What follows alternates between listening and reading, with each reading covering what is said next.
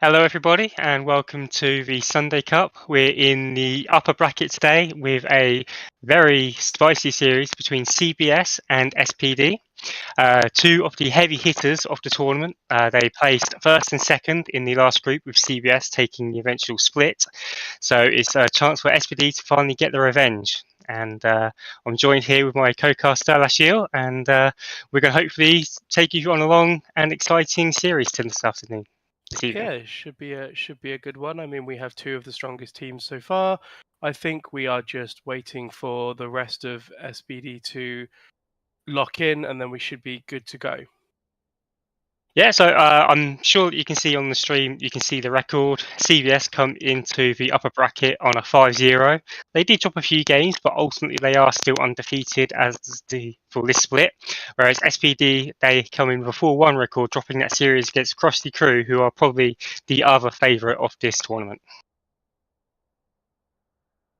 So there has been some changes from the CBS that you know from last season, and also for most of this split as well. Yasuo, their famed AD carry, has been moved to the top side, and we have Leo Dagashi coming in as a replacement AD carry. So that might change the way that CBS have played in the past. They've predominantly normally been quite a bot-focused team, but with Yasuo now moving to the top lane, that could have an impact on the way that CBS looks to play their games out. Yeah, I mean, we've seen Yasuo play top a few times throughout the tournament, so it's definitely not the first time. But I think that I think they might keep him in the top lane. They might swap him between game 1 and 2 and 3. We'll just sort of see what they plan to do with him. But clearly, they want to play through him, as he has been known to be their strongest player. So. Yeah, and obviously he is named Yasuo, so that could be an indication that we might see one of the Win brothers in the top lane. I know that he has a proclivity towards those champions, and he's played in bot, and I'm certain he can play in top as well if he needs to. Yeah, should be an interesting matchup for sure. I mean, we have, like you said, we have two of the strongest teams here coming up against each other. So while we have CBS going 5-0 and SPD going 4-1, I believe they were the two strongest teams from last split. So it's sort of a rematch for them, really, from the first split. So let's see how they get on in this upper bracket match. Yeah, hopefully it won't be too long before we take you all into draft and we can see what the team comps look like. So what you can tell from SPD is Pilgrim and Tucky are very flexible. They can play both mid and jungle, and they have been known to swap around. But from what I can see is that I don't think we've got our normal AD carry for SPD. I don't see. Um, is it Sproop? Is the normal AD carry for? Fikari is the in-game name for them, so I don't think they are there. So it will be interesting to see if that has any effect on SPD and the way that they play the game as well. I imagine that SPD are probably going to play very much around Pilgrim and Tucky. I think they've got a very strong mid jungle duo, and when you look at CBS, historically, you might think that mid might be one of their weakest roles. Yeah, it seems they've substituted out Sproop for this Vasquez Pulver, however you pronounce that, who seems to be a support main by the looks of things. Rakan Pike Bard being the most top 3 played. Ashe there at 4th. I don't know if they play Ashe support or Ashe ADC, but it looks like they've been playing a lot of Ashe ADC lately. So it might be something that they want to look at banning on the side of CBS, as they seem to be very proficient on the champion. Yeah, I mean, it's a bit of a strange one, obviously, because we know that JS Life, he historically has always fallen back on the Enchanters. Very strong win rates on the Milio and the Lulu. So, it could be that maybe CBS decide to really target that bot lane with the double Enchanter ban and the Ashe and really try and make life uncomfortable for them. But then you do leave Pilgrim and Tucky open to try and get some of their picks. Pilgrim is very good on these gank champions like the Jarvan and the Vi, so it will be interesting to see, as I do believe we're about to head into draft now. Yep, and we should already be reporting SPD for not being in pick order. I know, what a nuisance that is. So we're just waiting to see if you guys can definitely see the draft at the moment. Because we cannot. Oh, there we go. Seems we've got Vigar and Akshan bans on the side of SPD so far. Yep, and as predicted, we have got the 2 bans for the enchanters with the Lulu and the Milio. Yep. And Gwen being the last ban there for SPD, with Maokai being the ban for CBS. We've seen Pilgrim's Maokai many times as his most played champion, so it is comfort. Yeah, so it'll be interesting to see what the first pick will be for the Ash is open for SPD if they did want to take that, if that's the route they wanted to go down. But they are deliberating on it and taking some time, and it's the Soraka that comes out, which again is one of those enchanters that we know JS Life loves to play. Yeah, just sit back, press W, as Sven would say, and just say, let's go, guys, and hope that they carry. So we'll see what they have to counter the Soraka. I have seen some Senna in match histories. I don't know if they want to play something like a Senna just to sort of match some scaling of the Soraka, get a bit of damage in there, basically survive the lane if they go for a more engage. But they do lock in Ornn early on for the side of CBS. So clearly wanting to play some sort of neutralizing threat in the top lane with Yasuo on the Ornn, which is an interesting choice. I thought they would have gone for a slightly more carry-orientated champion there for Yasuo. Yeah, I have to agree. It feels like a bit of a waste of your talents to put one of your strongest players on Ornn, but Ornn is a strong pick, and it does bring a lot to the team comp. That's been followed up by Blitzcrank, really strong counter into Soraka, and instantly matched by the Lilia. The draft is picking up its momentum now. Yeah, I think Blitzcrank always a good into enchanters. You want to get those engaged champions on as quickly as possible. So you want to kill them as quickly as possible. So the best way to do that is to take something with hard engage, make sure they can't run away. Blitzcrank, obviously the primo sort of champion for that by being able to pull the Soraka in. And they do go for a staple mid for Tux in Syndra. Yeah, so I mean, the thing that I say right now with their mid-jungle duo, assuming that Lilia is going to be the jungle and not maybe a flex topside, is that they're very AP heavy. So we need to see hopefully some AD coming on further along in the draft. And it looks like Ara's been hovered for the side of CBS. A bit of a change from the normal champions you see Lipsy Cat play, but he has logged it in regardless. Typically plays more of the control mage, not so much the assassins, but we'll see what this new look does for him. We have seen a lot of Ari though on the side of Lipsy Cat. They I think he went like 20-5 in the last game they played. So okay. It's definitely been something that Lipsy's been known to pull out every now and again. I don't think it's something new for them. So we'll see if they do manage to pop off again as they have done in the past. Pantheon being banned on the side of CBS, just try and take away another one of those engage tools from SPD. Meanwhile, SPD are looking to ban ADCs and junglers. Yep, so hard to know really what to ban on that front. There's been a lot of Belveth played by the CBS jungler, and Belveth Ari would be a very strong mid-jungle duo. But it looks like they're going for the Camille, targeting that top side and trying to. But that's strange to get already locked. Yeah, I don't really. Unless there's a Camille jungle in there somewhere, or there's some spicy Ornn tech that we don't know about because they've seen something before. But I don't really know why you'd ban Camille unless they do what we do and they talk about it for 25 seconds and they just forgot to ban something. Yeah, who would ever do that? It definitely couldn't be us. Unbelievable. When you look at the other bands now coming through, we've seen the Kaiser. So they have left that Ash open. Maybe they feel it's not something to be concerned about. Or maybe it's they want to leave it open for themselves and they're sort of daring to support Diff into what they want to pick. As they have taken away another top laner with the Kale, making me think that there must be something that we are not privy to in the Scrim meta. Yeah, Kale and Camille taken away. They're thinking it's going to be like Ornn jungle? I mean, I do believe that Zornity is known for playing odd picks in the thing. He famously, I think, does play, I think, Ornn jungle. So I think that actually this could be a takeaway, yeah, or a greater insight into what we weren't predicting as the Ash has finally came out. Yep, a good takeaway there from Vaskapova, who clearly has been practicing the Ash and is the most efficient on it. So good to see them drafting it away from the side of SPD. But are we going to get a traditional AD carry from SPD? It looks like we are going to get the Varus, most likely. No, it's going to be a Felios. Yeah, Felios Straka, a pretty stable lane. They've got an insane amount of scaling. If this game goes on longer than sort of 30, 35 minutes, you've really got to be looking at that bot side as a point of carry for support diff. But there is a lot of lockdown and shutdown opportunities that CBS have drafted for them to try and make this bottom lane very hard to scale. So we're looking for the top side now.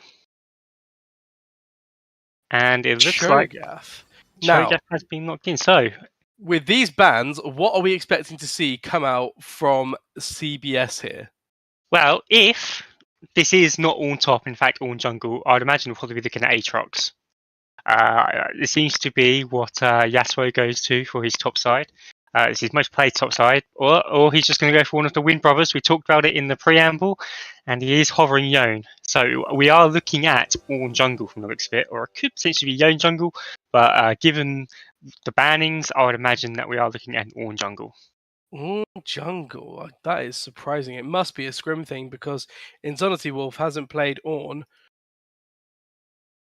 at all, from what I can see in the match history, apart from an ARAM, and 2 months ago. But they did play Ornn jungle 2 months ago, so clearly they are paying attention. No, it's going to be the Ornn jungle. So it's going to. So the team lineups will be for SPD. We have Cho'Gath, Lilia, Syndra, Aphelios, Soraka into Yone, Ornn, Ahri, Ashe, Blitzcrank. So yeah, they have got. Oh, go on. So very unorthodox comps, especially on the side of CBS with their Ornn jungle. I can't imagine they've got much experience with this on the side of support diff and knowing how to deal with it. But I'm not sure how an Ornn Ahri mid jungle duo is going to work. It's got a lot of lockdown, so it could be very good. But it will be interesting to see how it works out into the Lilia Syndra. I imagine at level 6, you just press R on the Ornn, right? Slow the Syndra, easy charm for the Ahri, and then you can just blow them up. Although with the side of CBS, I mean, the Aphelios is scary, but you do have some sort of scale matching there with the Yone. If you can get on the backline in the late game, the Aphelios, no matter how fed they are, is just going to die instantly, especially with the Soraka most likely being near him to be able to heal him. If Yone gets on that backline and can cut through without being CC'd by the Lilia, it's going to be curtains for SPD. So tracking the Yone in the late game is going to be critical. They're going to need plenty of vision around to make sure he can't just come over the wall with the classic ER disgusting combo of a disgusting champion. Yeah, I mean, it does look like CBS have very much drafted for skirmishing. They have got a lot of strong teamfight potential with the Ornn, the Blitzcrank engage and the Ashe engage, so they could look for a straight 5v5 teamfight, but I do feel in a straight 5v5 that I do have to give the advantage to support diff. There are a lot of ways of disruption for the support diff team to lock down the immobile Ashe, to deny the Ornn second ult charge, to stop that Yone from really doing much in a chaotic team fight. So I do feel like I have to give the advantage in a 5v5 to support diff, but I feel like there's just so much dueling potential with the Ahri and the Yone that in skirmishes, especially in early to mid game, that they're going to be able to really snowball if they do find the picks. Yeah, I mean, I think that if you're CBS, when you get to sort of the scaling mid game, you're not really going to be wanting to 5v5. You're going to be wanting to get those picks with the Ahri over the wall with the flash charm, or the with the R charm, the Yone over the wall, the ER. You're not necessarily going to be looking for those 5v5 sort of big brawly team fights that Aphelios is just going to feast on. Instead, you'll rather want to look like, get objective control early, make sure you've got all the vision set up, Ahri over the wall with the spirit rush into the charm, Yone over the wall with whatever the hell his R's called that I can't remember, nonsense damage, let's call it that. And then get those early picks off, and then get the objectives that way. I think setting up for objectives on the side of CBS is going to have to be really strong, because if they just let the Cho'Gath run, basically walk into them and allow the Lilia behind to just start using those E's, getting the sleep down from the R, and then allowing Aphelios just to sort of nuke the back line while everyone's asleep, they're going to be in for a bad time. So they're really going to need to have good objective setup here, or else I don't think they're going to have much of a shot of recontesting objectives with their comp unless they can get big flanks. Yep, I agree. That it's going to be a very interesting game one. It's a big clash between the titans of the upper bracket. One of these, both of these are favourites. So one of these will be setting down a statement and saying that they are the favourites and they are the team to beat. As Kostica will be looking on, I'm sure, with bated breath to find out who they'll be playing up against. With all of that said, any predictions? I honestly feel like SPD have the easier comp to execute. I think CBS relies on especially Yasuo getting ahead. If Yasuo and Lipsycat don't get going early and then neutralized, I think it's very hard for CBS to actually get in there. So I'm actually going to go SPD on this one. Okay, SPD, I like it. I think I would agree if it gets to the team fights, but I think it's going to be a challenge for them to potentially get there, just to see, hopefully, that they don't get overrun in the early game with the skirmishing power of the Ahri and the Yone. So with that in mind, what matchup do you think is going to be the most important for this game? The mid-jungle 2v2, for sure. Yeah, I think bot lane is volatile with the very nature of having a blitzcrank in it, but I think seeing if the Ahri can get rolling, shutting down Tux early, getting the Ornn into the game early, so we can start building that tankiness. I think that's going to be where CBS are going to profit if they want to win this game. Top lanes, whatever, it's Cho'Gath versus Yone. Both of them are going to be farming. There's not going to be much to go on there. I think the bot lane, if you're Ornn, are you really going to be able to force before 6? Not really. So maybe instead just looking to pressure out Tux, get Lipsycat ahead, get Lipsycat going early, I think is the strongest way that they should be able to play the early game. Okay, yeah, I mean, it'll be interesting to see how Ornn jungle does. I can't imagine that he clears particularly fast, especially against the rather famous Lilia, who's well known for clearing fast. So it could be that it just it takes a long time before you see Ornn actually show up in a lane, as we're now seeing a bit of just a normal buff trading going on. Both teams are pathing bot to top. Yep, so Ornn getting the blue buff early, while Lilia getting the red buff. Lilia going to Krugs and Ornn going to Gromp, so it seems like their party is going to be pretty much identical, at least for the first part of this game, the first clear. Meanwhile, we have... Sense. Oh, sorry. Yeah, that does make sense into like quite a volatile top line matchup. It feels like if any team falls behind on the top side, it could be curtains for the other laner. So it does make sense for them to maybe be pathing to the top to try and put their force on that. Yep, and a nice hook there from Blitzcrank, immediately forcing the flash out of JS Life. No response though further than just the flash, but getting the Soraka flash out early is huge, as now that Soraka is very immobile and very, very susceptible to another hook and indeed a kill. Meanwhile, Yasuo going in on Not Your Carry. A bit of trading there.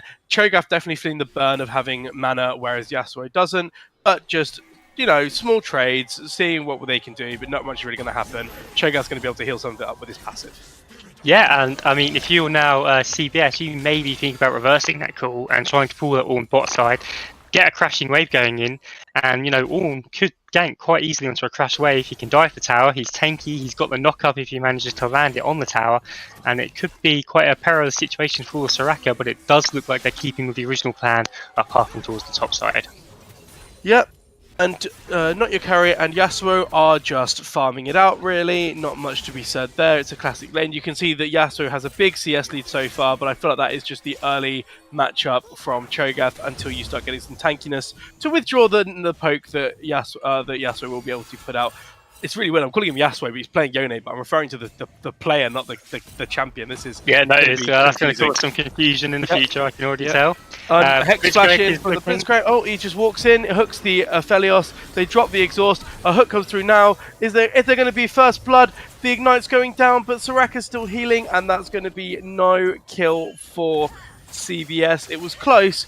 But without hooking the Soraka, you're just going to let the Soraka heal them up. But now it's looking like a 2v2 skirmish in the top lane. They find Pilgrim. Will they catch on to him? No, they're just going to let him run away potentially. But here comes Lipsycat. Are they going to get the charm? We hit the charm. No charm thrown out. Interesting. Instead, just going for the Q, allowing Pilgrim to just walk away. Pilgrim trying a more aggressive sort of a path there, going into the CBS top side, but not really much happening. They find Pilgrim, they let him walk away, and they go back to farming.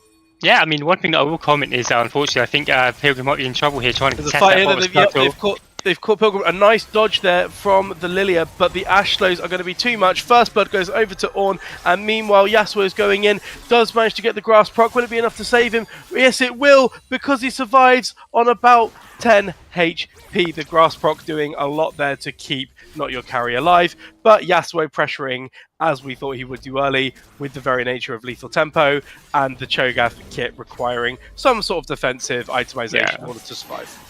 Yeah, so I mean, very unlucky to get the kill on the Cho'Gath there, but I really do want to bring our attention to that bot play, and I do feel like that was a bit greedy from Pilgrim, going for that scuttle contest when the red side, bot side, has had the push and the prio all game.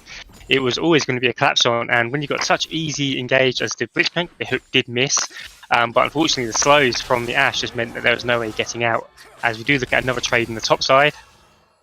Yeah, both TPs being used, so the double cloth armor and boots for Cho'Gath versus the full Berserker Greaves for Yone, which is, you know, pretty standard, I'd say. I guess the Cho'Gath didn't have no, wanted to go for the double cloth armor over the Tabby, but we're going to see him just heal up a bit there with the Ornn passive. Is in the bot side, and Blitzcrank does have flash still, so there could be a look here. They don't know the Ornn's there. This could be absolute curtains for the bot lane of SPD. Taking off a Monk. Are we sure he's not playing Lee Sin? Because he's been in that way for a long time. And he goes now, though. JS Life does not have any flash. The knock-up is so easy from the Ornn, and it's a free kill, basically, over. But will they trade back? The Lily has gone in, maybe a bit too aggressively. The flash from Leo actually only to go immediately down. The double clove to the Aphelios. Have they gone too far, not knowing that the Lilia was there? The flash in from Ashe. Oh my gosh, he's going to want that one back. Yeah, I don't think they were expecting to lose that trade, even when the Lilia turned up, as it looks like Lipsy has moved. The flash is the charm, but unfortunately you can't get away from Yone. No, I mean, he flashes to dodge the charm, but unfortunately Yone hasn't pulled the ult, still pulls the ult now, a free kill onto the Cho'Gath, and that is flash burnt for Yasuo, but a kill over to Yasuo as well. Meanwhile, they have found Inzornity Wolf, thinking he's trying to be able to escape here. Flashes into the wall. Not sure why you needed to burn that flash. That is the griefest flash I have ever seen. You just need to die there because you know that you're not going to be able to get out with 3 versus 1. Instead, you flash and give another kill over to Aphelios, who is now 3-0-0. Gonna back, get a humongous back in, and he's going to be very, very scary for SPD. I mean, if he's not sitting on Gale Force, he's sitting very close to Gale Force, which is what I imagine what he'll be looking to pick up here. And we outlined how important the mid-jungle duo is going to be, but unfortunately it seems that mid has just been forgotten, as we're seeing lots of action on the top and the bottom, and we're seeing a lot of work from the Lilia coming through just to really counter the overstay from the Ornn. Yeah, I think very, very well played there from the side of SPD. Recognised that Ornn was overstaying and immediately punishing rather than letting him just sort of walk out, which is good. Meanwhile, in the top lane, more trading from Yone. Not really much going to be said. Tabby and another cloth armor means that Cho'Gath is going to be just fine as SPD look to start the dragon potentially. Or CVS, sorry, but no. CVS looks to start the dragon. Peel off side is not really a good idea. Ornn's thinking about it, but they're sort of just wandering around the dragon. No real emphasis on it there. I can't tell if Ornn's starting it or not. No, he's just walking down the river, I think. He's just doing the grab, yeah. So, the thing is, it is going very well for the bot side. You're looking at 3-0 Aphelios, but you do have to wonder, as soon as the CVS bot side ticks over to 6, how much of a threat he will be under as well. They've got a lot of lockdown, a lot of engage, and a lot of bursts when they hit 6 with the Blitzcrank ult as well. So it will be interesting to see if they can punish this Aphelios, or if the Aphelios is just going to carry on living very comfortably and just continue to scale. I mean, look at the items. He's got a full Zerker Greaves on the Ashe. Doesn't necessarily mean as much for Ashe, because if Ashe gets one...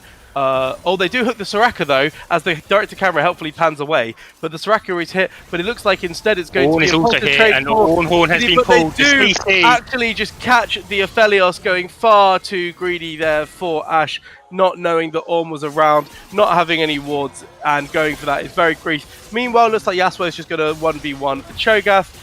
We love to see it. And Tux going for the kill, doesn't quite get it. Instead, Heartbreak. burns everything, gets nothing, and you have to want that one back. Meanwhile, Yone using those bullshit mechanics in order to actually dodge the sleep, and that is him just going to walk away, and the Dragon's going to go over to CBS. An absolutely disastrous minute and a half if you are SPD.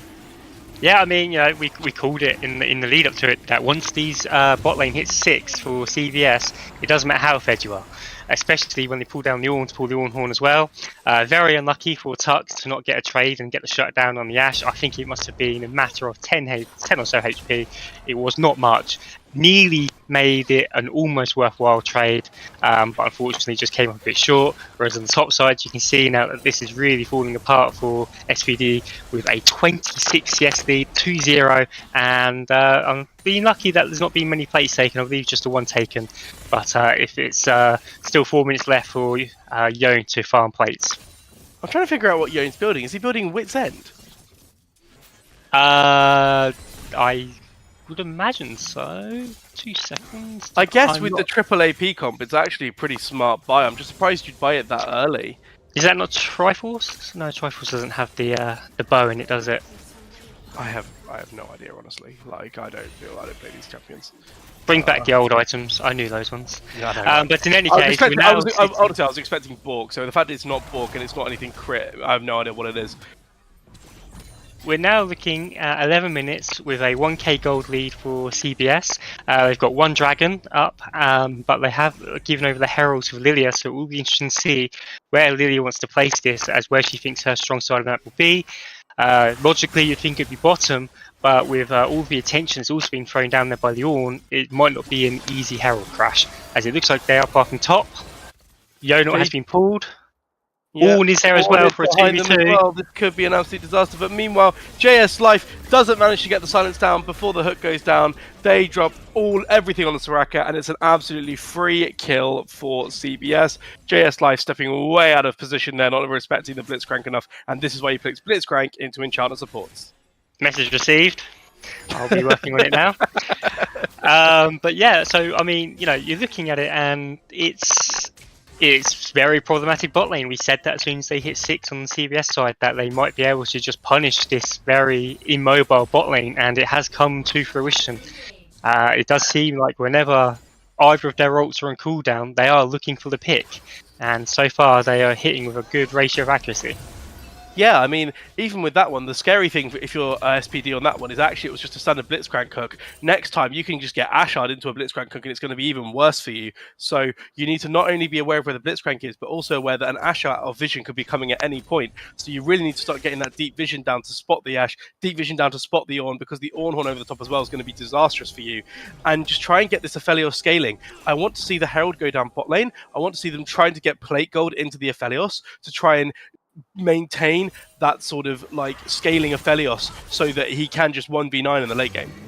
And but here comes pulling the horn on the Cho'Gath. The Cho'Gath gets Ornn Horn knockup. The Cho'Gath gets E'd by the Yasuo. The Cho'Gath is going to go down. That is 3 kills over to the Yone, and Yasuo is looking very pretty here.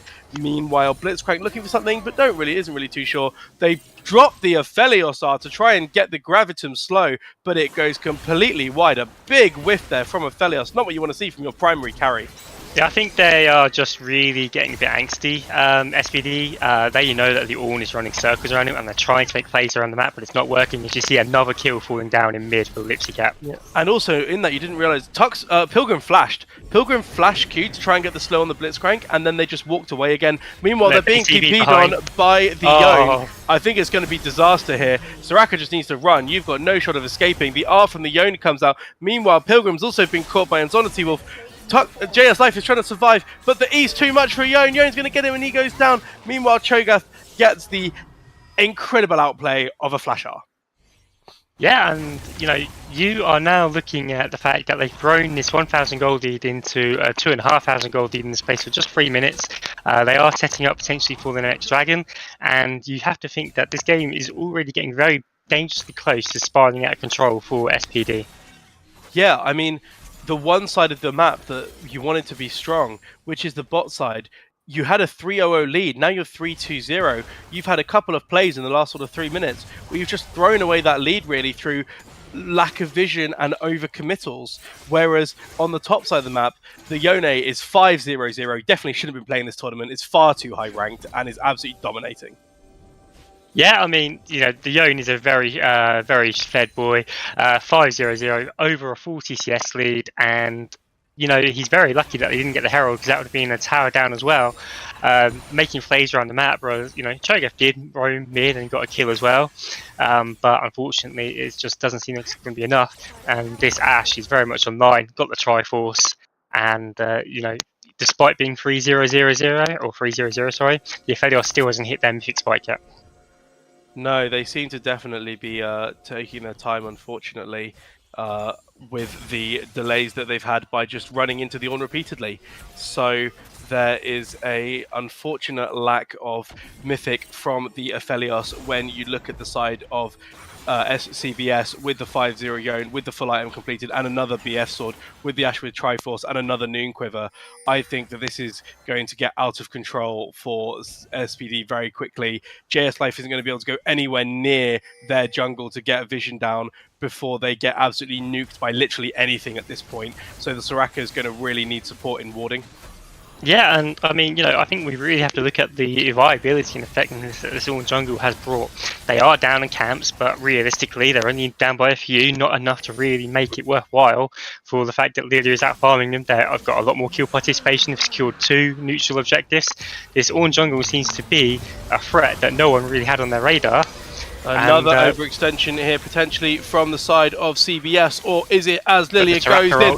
The Aphelios is absolutely popping off with the crescendums, chakrams going absolutely crazy here, absolutely deleting the Ashe, going on the Ornn. Will they be able to kill him? Lilia's still going, Blitzcrank's there, there's no tower. Aphelios is going to say thank you very much, focus the Ornn please, get those shut down, get those gold. There it is, down goes Ornn, another 2 kills over to Aphelios, but Yasuo once again absolutely dominates the Cho'Gath. Yeah, I think that they got baited a little bit there by the Soraka ult. They looked like a very good in first engagement, but then they just couldn't burst the Soraka down enough, and she pulled the ult, and they managed to turn it around. Also lost in that fight was the fact that they did secure first tower. Bot side tower for CBS has been raised, and now that means that they can get the Aphelios, who has finally got his mythic item, out on the map, and maybe move him mid to try and combat that, but it looks like he's moving top side now.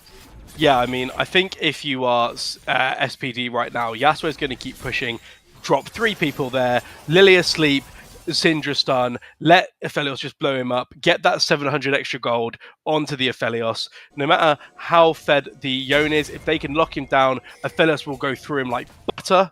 Hope is what you hope to happen. With the red and white from Aphelios right now, a good time to start the Herald, as they shouldn't really contest. But it looks like they potentially will, as 4 people from CBS are coming up to contest SPD. And Yasuo does hit the Aphelios. That is not the target you want to be hitting. You want to be like letting get hit by an Ashe arrow if you are.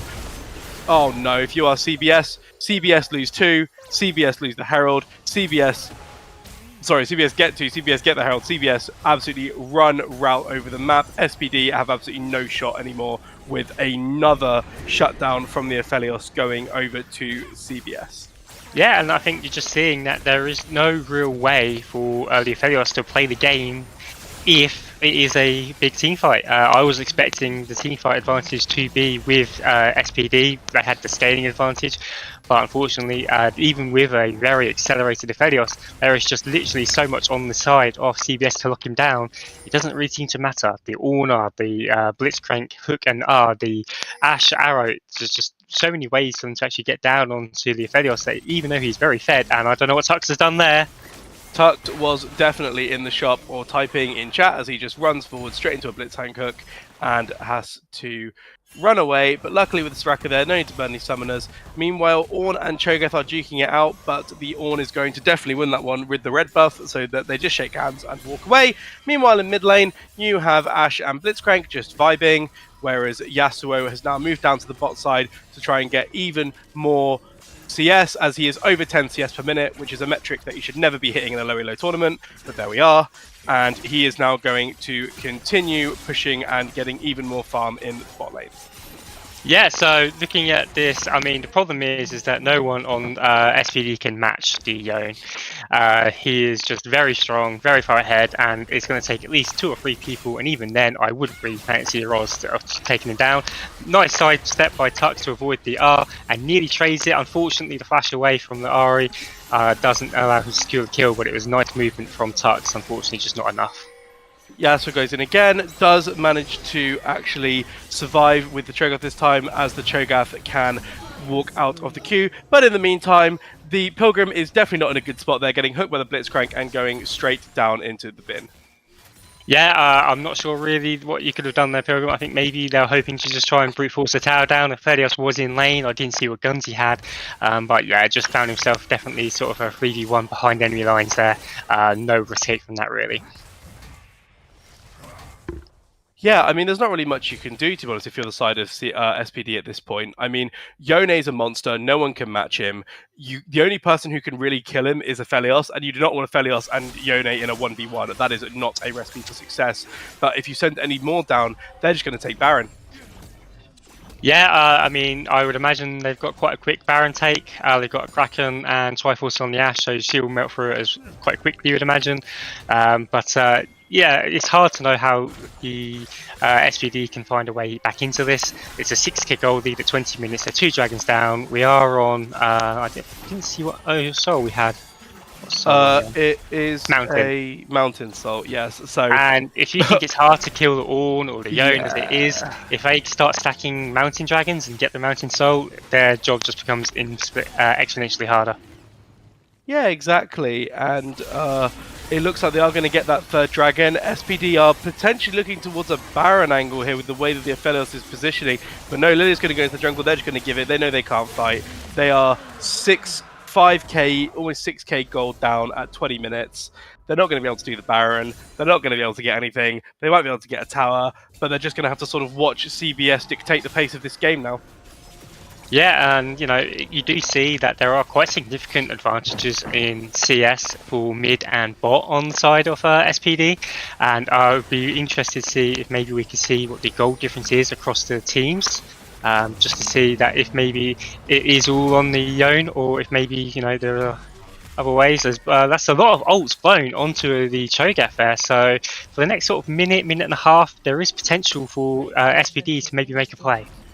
Yeah, but I don't think SPD are actually going to be ever looking to group at the moment. It looks like they're sending Aphelios somewhere. He's just backing. They aren't look like they're going to be able to make many proactive moves, because even though they have the summon spell of the ultimate spell advantage right now, I just don't think they're going to ever feel confident to fight, because they're like, you know, look at the state of the game. I mean, Aphelios and Ash are the only ones who are even in items, and like Yasuo's now got 3 items, 2.5 items if you count the sort of hex. If you count the Hexdrinker as half an item, he's 2.5 items up. Cho'Gath hasn't even got a mythic yet. I don't know what they're going to be able to do to stop this Yone from just pushing in 24/7, to be honest. Yeah, I mean, obviously, completely understand the point there, but you'd feel like the only way that SPD are going to do anything is if they just pretend that the Yone doesn't exist and they try and force a 4v4, or even maybe just sack it off and get a 5v4 elsewhere across the map away from him. There is a big gold lead, but I'd be willing to bet more than half of that is solely on the Yone, and that if you can find a favourable fight away from the Yone, then you might be on equal parity, and that's your only chance of actually doing anything in this game. Yeah, I mean, it's a good point. Like, you know, isolate the Yone if you can. The ult from Lilia there to maybe stop the Blitzcrank hook, but that's a big ult down now. If you're SPD, without the Lilia ult, how do you stop them from taking the Baron for free? Yeah, no, it does become, you know, the only real advantage, or the only real play that you have, is hoping for a God tier Aphelios ult, which is not something that you can really bank on, as the Yone ult does miss, and he's eating a lot, but unfortunately just not enough damage on the Syndra yet. The R and the Spirit Rush and the Charm from Ari is enough to take down Tux, almost close to killing the Yone there, but with item advantage he has with the Wit's End and the Hexdrinker, there's just too much damn tankiness on the side of Yone. Meanwhile, it looks like an absolute bloodbath in the top lane. Pilgrim is the only one alive from the SPD, trying to survive, but a nice hook there from Little Sparrow doesn't mean his immediate death, and it turns into a 4-for-1 for CBS. Yeah, so it turns out I was wrong. You can't just force numbers advantages on the other side because there's just still too much CC and not enough utility for the Aphelios to get away from it. They nearly did trade onto the Ash, and maybe the fight would have been very different if we did manage to trade onto the Ash. But between all of the crowd control that SPD have, or CBS have drafted, it's really hard for them to get any sort of purchase in these fights. Yeah, I mean, you saw what happened. Like they had two people down to try, two of the big damage dealers down with Yone and Ari in the bot lane, and they still lost at 3v4 because they're just so far behind. Ornn is unkillable. Ash is just pumping out damage. It's just sort of a disaster, really. I don't really know how you come back from this if you're CBS. Sorry, if you're SPD. Maybe if you try and drag it out for another 20 minutes, get that Aphelios on 5 items, and hope for the miracle play. But apart from that, I think that this is just CBS's to lose. Yeah, I mean, they're 9k up, they've got Baron, they're wearing the purple, they're 1 dragon away from Soul, which I'm sure they'll be looking to pick up any time in the next minute. We have got less than a minute before the dragon spawns. They've got the Baron, so they can make sure that the waves are pushed in to secure it, and I think as soon as that Soul is secured, we could be looking at lights out for SPD, I'm afraid. Yeah, I think if you are SPD, you are potentially already thinking about game 2 comps, because I don't really know much about after just going through the motions in this one. I mean, it has been an absolute domination here from CBS, and I don't think that SPD are going to be able to survive the onslaught much longer, if I'm honest. It pretty much feels as soon as CBS want to pull the trigger and start going for Nexus towers, or sorry, for inhib towers, I don't think anyone's going to be able to stop them. 10k gold at 25 minutes. Exactly, and you know the dragon is now less than 15 seconds away from spawning. That's a whiff from the Yone ult, but I don't think it's going to be enough still. No, oh look, he goes down, takes a bit of damage actually, to be fair, from Aphelios, but with Aphelios and Soraka both being on the top side, CBS will say thank you for Mountain Soul, and thank you for making the Ornn even more unkillable than he already is. And with CBS now securing Mountain Soul, I think CBS just need to start pushing for the end now at 26.5 minutes. Yeah, and unfortunately, you know, if you are on the side of SPD, you've got to be looking at the draft and just thinking, did they maybe make a mistake by not picking up the Ash earlier in the draft and giving it away? You know, the Aphelios hasn't been bad by all means, but when you consider that the Ash was the highest proficiency for their substitute AD carry, maybe that comfort would have been a better pick for them. Also, denial, the Ash Blitzcrank lane has been very problematic. So maybe you look at that as an option, but then there's no guarantee that they'll let the Ash through if they think you want it again. So it's hard to know what draft adjustments you can make after a game like this. Oh, definitely. And it looks like SPD are trying to mount a last hurrah here. It looked like the Cho'Gath was trying to flank, try and get one of the ruptures down.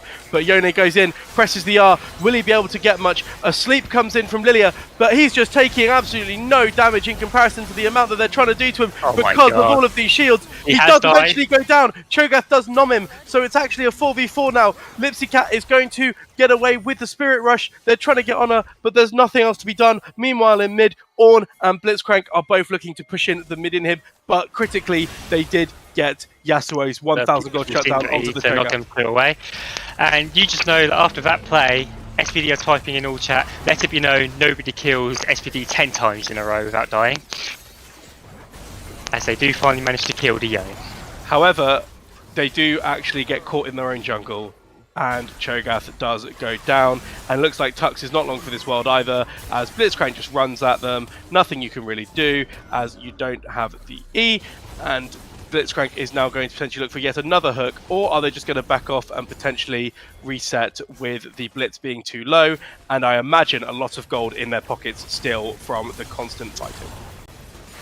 Yeah, I mean, you know, one thing that you can say is that it's been 3 minutes since we did the last gold count, and the gold lead hasn't grown. So, you know, if you're looking at small positives, they got the shutdown. Unfortunately, the shutdown went onto a Cho'Gath, probably not the most efficient user of that gold. You'd rather have that on the Aphelios or maybe even the Syndra. But a lot of gold did go over to SPD. He's still sitting on another 650 gold worth of shutdown, this Yone. So he could be another gold pinata again if they manage to find him. Yeah, I mean, I think that if you send 5 people to Yasuo and they don't respond quickly enough, you could, like you said, just get that free 650 extra gold. But if you're the side of SPD, CBS, as soon as you see 3 people going for Yone, just immediately go to that Baron. I mean, it's going to be up very soon, you have to imagine. I don't have a timer, unfortunately, to find out, but I can't imagine the Baron's too far away. No, but even ignoring the Baron, you just overload one side of the map. One thing that you have to give credit to CBS for is that they have always managed to have 3 pushing lanes, it seems, and it does feel like they are getting pulled around the map. SPD, unfortunately, wherever they try to match somebody, there's another lane being played around, as it looks like they're trying to pull and go on the Yone as we speak. Here we go. So the Yone does burn the ult to try and get away, but the Aphelios does hit him with the Gravitum. But the Yone's just healing and healing and healing and healing with the Soraka trying to heal the Aphelios. But the Aphelios does still survive. No one's gone down yet. How has nobody died? Yone's still alive. Yone finally goes down, but they hook the Aphelios. The Aphelios goes down too, as does the Lilia. So it's a 2-for-1 for the side We've got of a TP CBS. coming The TP from the Cho'Gath comes in, but I don't think he's going to be able to do a lot here, as the full damage Aphelios has already gone down, meaning that a lot of their DPS has evaporated. It's only the Syndra left really to do damage. Does get the E onto Little Sparrow, but doesn't actually manage to kill. The ult is down from Tux. The ult is down from Lilia. The ult is potentially just come back up for Cho'Gath. I don't think there's much else you can look for here. But critically, Yone did go down, and he went down to Aphelios. Yeah, and to be honest, that's probably about as good a situation as SPD can hope for.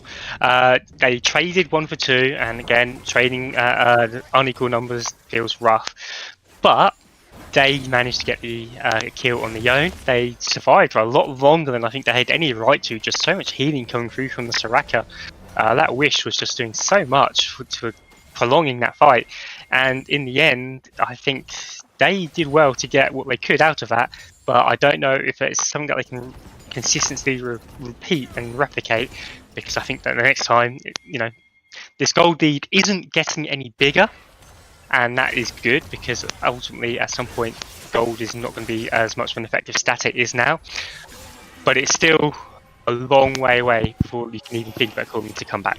Bear in mind though, the gold lead hasn't gone up or down, and Yone's died twice, and that's 1,500 gold. So that sort of shows you really the state of this game. Another hook onto the Soraka, but it's just a Blitzcrank. CBS really need to stop playing with their food and actually just try to end this game. They seem to just be prattling about to sort of flex around the fact they're really ahead. I'd stop doing that and start trying to win the game. Meanwhile, they do go in now with the Ornhorn on to has SPD. behind them. Down goes Lilia already. They've caught the Aphelios. The Aphelios goes down too. Cho'Gath's not long after. They should have done this 5 minutes ago. Down goes Soraka too, as Yone has the E. And that is going to be a 4-4-0 for the side of CBS, and they should finally end the game. Yeah, and you just have to wonder what really were SPD doing in the bot side anyway. Elder's not up for a while, at least a minute, unless they're trying to secure some very early vision for the Dragon, and they were hoping maybe to force a flip Baron for Elder, but no team's going to take the Baron side of that flip, especially the team that's far ahead like this. Yeah, and here it is, 32 minutes in, CBS finally realise they can just end the game, pull all their buttons, down goes SPD, and that's going to be game 1 over to CBS.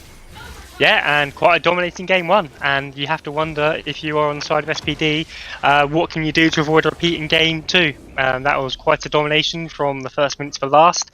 There was some brief glimmers of hope. The Aphelios at one point was 3-0 and looking strong, but despite all of that, you looked at the top side and you just felt like it wasn't going to be long before the Yone was taking over the game.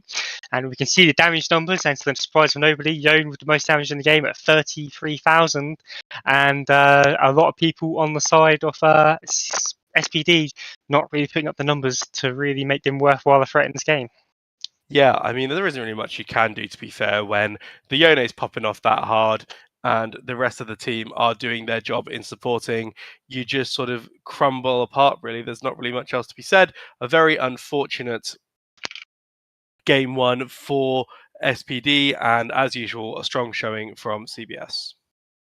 Yep, a statement win, and the CC Krusty Crew are probably looking at this game and they're taking their own notes and making their own conclusions. But it's still 2 hopefully games to go. Maybe SPD can finally come back, and we will have a look and see what the adjustments they can make in game 2. Yeah, but meanwhile, we'll take a short break and we'll be back for game 2.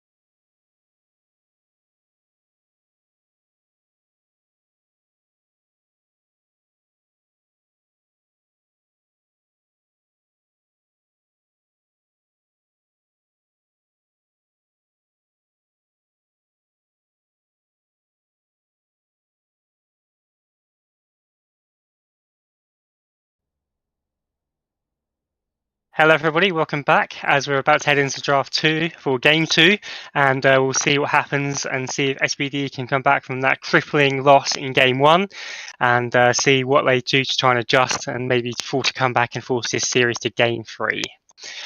Did you have any final thoughts that you wanted to say about the game 1, or did you just purely want to look towards the game 2? I mean, there's not really much to say, is there? It was an absolute rollicking. And I think that if SPD want to sort of make some strides towards winning game 2, I think you just forget about game 1 entirely. Yeah, it's definitely going to be a measure of their mental and their fortitude to see whether or not they can just put that game in the back of their minds. It happened, move on, and try and make the adjustments. You've had a few minutes now to sit there and think about, was it a champion issue? What could you maybe change? I don't want to say that the game was all draft because I really think CBS just played and executed their draft exceptionally well. But there were some bright sparks for SPD. They had a very strong Aphelios early, but unfortunately they just weren't able to carry on that momentum and make him a threat to stand up to the rest of the CBS draft. Yeah, I mean, I think as far as drafting and things goes, I mean, I think you don't really put too much emphasis on it. I think when a game falls apart like that, I don't think it's really a draft issue. And I think that you want to just be, again, drafting to your strengths as much as possible. And I think I'd like to see some higher Ash prio for the side of SPD. Try and get that Ash onto the carry of SPD as quickly as possible. Yeah, I'd agree. We mentioned it. It seems to be the strongest AD carry that the sub has in their pool. And, unfortunately, they opted to first pick an Enchanter and they just got countered hard with the Blitzcrank. So it does feel like if they want to go down that path again, maybe they need to deny the Blitzcrank, or they need to just lose the prio on the Enchanters and maybe try a different style bot. I mean, it's hard because obviously that is what you're more proficient at, but sometimes you saw the pitfalls of an Enchanter lane quite full to see that as we are now heading into draft for game 2. Yeah, unfortunately, I don't think draft is working at the moment on the broadcast, so we will just describe what's happening. At the moment, it's counting down to the first ban, since, that's how draft works. It starts with 3 bans each. So it looks like CBS are going to still be on red side, with SPD electing to take blue side once again. The first ban is the Gwen from SPD, answered by Lulu from CBS. Yep, so it looks like we're going for quite carbon copy on the bans, as we see Akshan and Milio also taken out. We're now waiting for the third and final draft on the side of SPD. And while we are getting this, I just wanted to ask, the Vigar was banned, that was targeting Lipsy. And the final ban is about to come through from SPD. But ignoring all of that, I just wanted to ask, what do you make of the strategy they have of picking blue side, not red side for SPD? I think that that's why they pick blue side, because they are taking the Ahri away from Lipsy. So they pick blue side to first pick the Ahri. I like this a lot. I think it's much better than a Soraka pick. I think taking a power pick in the mid lane for Tux and getting it away from Lipsy is a wise move. So I think that choosing blue side here makes sense a lot in the frame of this first pick. I think my only concern with going blue side, as the Ornn has been locked in again, presumably that'll be Ornn jungle again, is that you're giving the top side counter to Yasuo again. And maybe that isn't so much an issue when there's such a massive discrepancy as there has been in this game already. But it just feels like you're making that situation a lot worse by giving him the counter, and I think that could be potentially very dangerous for them. Ultimately, CBS picked red side for a reason on their side selection. Yeah, I think that. So that is the Lipsy Seraphine special, and it looks like they are going back to the Ornn jungle, although it could obviously be a flex pick, but Lipsy has played a lot of Seraphine, so that is definitely going mid lane to answer the Ahri, and we have Rakan locked in for SPD. Followed up by the Xayah. So we've got the Xayah Rakan duo in bot and Ahri. Now this has got a lot more early skirmishing potential than they did in the last draft. And I'm liking this draft a lot more from them. It'll be interesting to see how they play in the bot with 2 historically Enchanter players now being forced onto different roles. Well, not necessarily. I think, like, you know, Rakan is still like can be considered like some sort of enchanter, right? You have the shields and things. He's sort of like a hybrid, isn't he? Really, but they do get answered with the Braum, so they're putting a brick wall in the bot lane to try and stop the Xayah from getting out of control early and to protect the AD carry. But we aren't. So just to reiterate, so far we have Ari, Rakan, Xayah for SPD, and we have Ornn, Seraphine, Braum for CBS. But I imagine that Seraphine is going mid lane.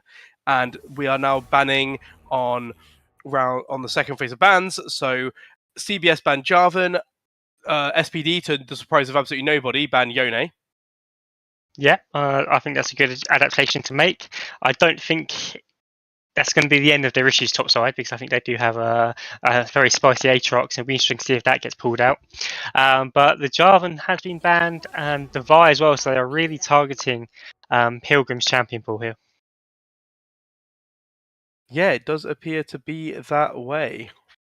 But I think that that is the right move when you consider that they want to often play through Pilgrim and Tux in the 2v2, and the last ban is Kale again, so they are just worried about taking a bit of a scaler in the top lane for Yasuo, but they didn't ban the Camille, so they might be opening up Yasuo to play that Camille that they banned in game 1.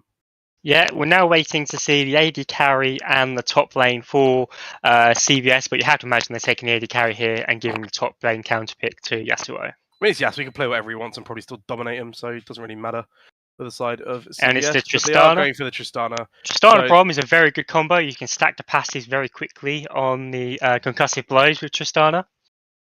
Yep. So it is going to be the Wukong answer in the jungle potentially for Pilgrim. Get that engage lockdown going with the Cyclone. See if you can get some disruption. Although, I think it's quite good in Tristana, because potentially if you press the R without the E, if you just flash, then you can E after the Tristana, make sure she can't get away from the second Cyclone. So I don't hate it from the side of SPD. But I would like to see some more lockdown for the Tristana now in the top lane. And it's going to be Malphite. What a classic. So the Tristana can obviously jump away if the buffering is done correctly, and let's face it, Tristana buffing is quite easy to do. And it's just generally a safe pick. Can be quite abusable depending on the matchups, and Aatrox has been hovered. An Aatrox into Malphite, that is spicy. And the Aatrox has been locked. Yep. So Aatrox into Malphite, I feel like, is just a skill matchup. So it will just sort of depend on whoever is going to execute better, and it's Yasuo, so it will almost definitely be him. So it looks like it could be a interesting decision for the Yasuo to pick Aatrox, and I think we might see some more disgusting pop-offs, and we will see what happens with the rest of the map. So just to go through the comps for everybody who might not be able to see it at home, on the side of SPD, we have Malphite in the top lane, we have Wukong in the jungle, we have Ari mid, and we have Xayah Khan in the bot, and they are facing up against, on the side of CBS, Aatrox top, Ornn jungle yet again, Seraphine in the mid, and Tristana Braum in the bot side. So two very different drafts, and a lot of adjustments made from SPD as they hopefully try to overturn the game 1. We've seen them move away from a very passive scaling bot lane to quite an aggressive skirmish heavy bot lane, and hopefully that will bring some rewards. And it seems that CBS have been inspired by G2 recently with the Braum pick. Yeah, I mean, I wouldn't know if you're right or wrong because I don't really watch the LEC. But I'll take G2 have played Braum 6 games in a row now. As the G2 Mega Stan, I will take your word for it. But Braum has, is just very good at just adding a lot of pseudo tankiness to anyone who you wouldn't actually expect to have it. The Unbreakable Wall is a nightmare, and especially into a champion like Xayah, it's a bit of a skill matchup. If you manage to put like the wall behind you as the Xayah pulls her feathers back, you do deny all the damage and the root. So also, it's irrelevant because Ornn's on this team, so you can't be using the Braum wall to deny the Ornn ult. But just a lot of matchups that the Braum is very good at. No, I understand the pick for sure. I think this will be a case of if the Aatrox gets ahead, who's going to match him? Because yeah, it's very much going to I be don't a think repeat. I don't think anyone's going to be able to match him. I mean, hopefully, if the Ari can maybe get strong and, or at least not fall behind, then they can at least maybe match safely. The mobility from the Ari ults can do a lot to getting away from the Aatrox lockdown. But, that does rely on the Ari not falling too far behind or the Aatrox getting too far ahead of the Malphite. Yeah, but I think that might be doomed for the poor Malphite, no matter what happens, really. Although, if Wukong just ganks a lot potentially early, but you're ganking a Malphite, it's sort of so sad. You just don't ever want to be in that lane. You want to be ganking the Seraphine, who's very immobile, and despite all the heals and shields, if you catch her with an Ari charm, she will die to Wukong Ari. Yeah, I'd like to see a lot of focus on the mid lane. Yeah, I do feel the Wukong's got a lot of very difficult choices to make in this game. It's a matter of, do you try and accelerate your mids and your bot lane, because you've got a lot of pick potential to Rakan and the Zyra as well. So there is a situation where the Wukong has two potential winning lanes, but it's always that third lane they have to be worried about, especially when it's this Aatrox into Malphite. Yeah, I mean, Aatrox into Malphite is, like I said, a lot of Aatrox matchups in the top lane come down to how good the Aatrox is and how good you are at sort of spacing the Qs. And I think that if I'd like to see the Malphite rush boots, try and get those tabbies early, try and get just that extra mobility in order to actually dodge the Qs and just maybe try and farm it out. You're going to get outscaled until you get until you can start getting that like bramble vest, getting those tabbies, getting that potentially that warden's mail. Excuse me. So until that happens, you kind of have to just play it a bit safer. And yeah. But like I said, I think top lane sort of whatever. I think the main thing I want to see here is I want to see Wukong pressuring Seraphine with the Ahri. I want to see a lot of pressure mid. I want to see the Ahri getting ahead. I want to see the Seraphine getting behind. And then the Ahri can potentially start roaming and then pressuring the Aatrox. Yeah, so hopefully we'll see a much more stronger mid-jungle duo from SPD this time. I think they've got a lot more better tools for it. The thing with the Lilia I felt last game, especially with Lilia's Syndra, was that they had too much of a similar damage profile, and that got made worse when they went into like an Ornn. It was very hard for them to actually kill the Ornn. But now they've got the mixed damage profile, and as soon as the Wukong gets like a Black Cleaver and gets all the armor shred, it's going to actually make it very hard to keep the Ornn alive. So we look like for a level 1 play, and Lipsy is under threat maybe. Yep. Are they going to catch him out? No, they're just going to go and ward. Lipsy drops the ward 2 just to be safe, but it's going to be a thank you very much. We know where the wards are. You know that I know that we know that you know, and it's just going to be a going. However, they are maybe. Side, but they are going to walk potentially straight into the Ornn. There's no vision from SPD. Ornn is hovering around the bot side in the bot pixel bush, but I don't think, Tribush, sorry, there's nothing going to really happen there. They're just going to drop the ward down. Ornn is still hanging around though. I think that might be a graphical glitch. Because I think is that a graphical glitch? Interesting. Okay. Yeah, no, the Ornn is right. at his. So there were two Ornns. Yeah, for a moment we had Nico in the game. WTF, two Ornns. What a meme. That's a throwback. I don't think anyone who's listening to this is going to get the reference, except maybe one of my friends who's watching, because WTF2 Shens is way too long ago. No, I'm afraid that's even for me, I'm afraid. Yeah. As I say, for a moment there, I felt like we had a Nico in the game. But as we see, we're just going back into sort of normal laning patterns, and will be interesting to see where the prior falls for these lanes. Yep. And we are going to see a pretty standard lane start here across the board. Few bits of poke from Xayah, nothing too fancy. Meanwhile, Aatrox getting the early level advantage on the Malphite, pushing him in. But Malphite's perfectly happy to just sort of sit there, soak it up, sit under tower, get some of that farm back.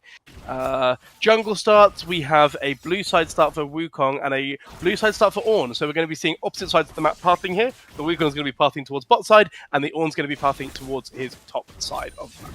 Yeah, and I think that makes a lot of sense. You know, we've talked at large about how you want to be playing around the volatileness of maybe the bot lane, so that's why the Wukong's probably pathing there. Rakan at level 2-3 does have a lot of options to get onto quite an immobile comp, especially the Braum.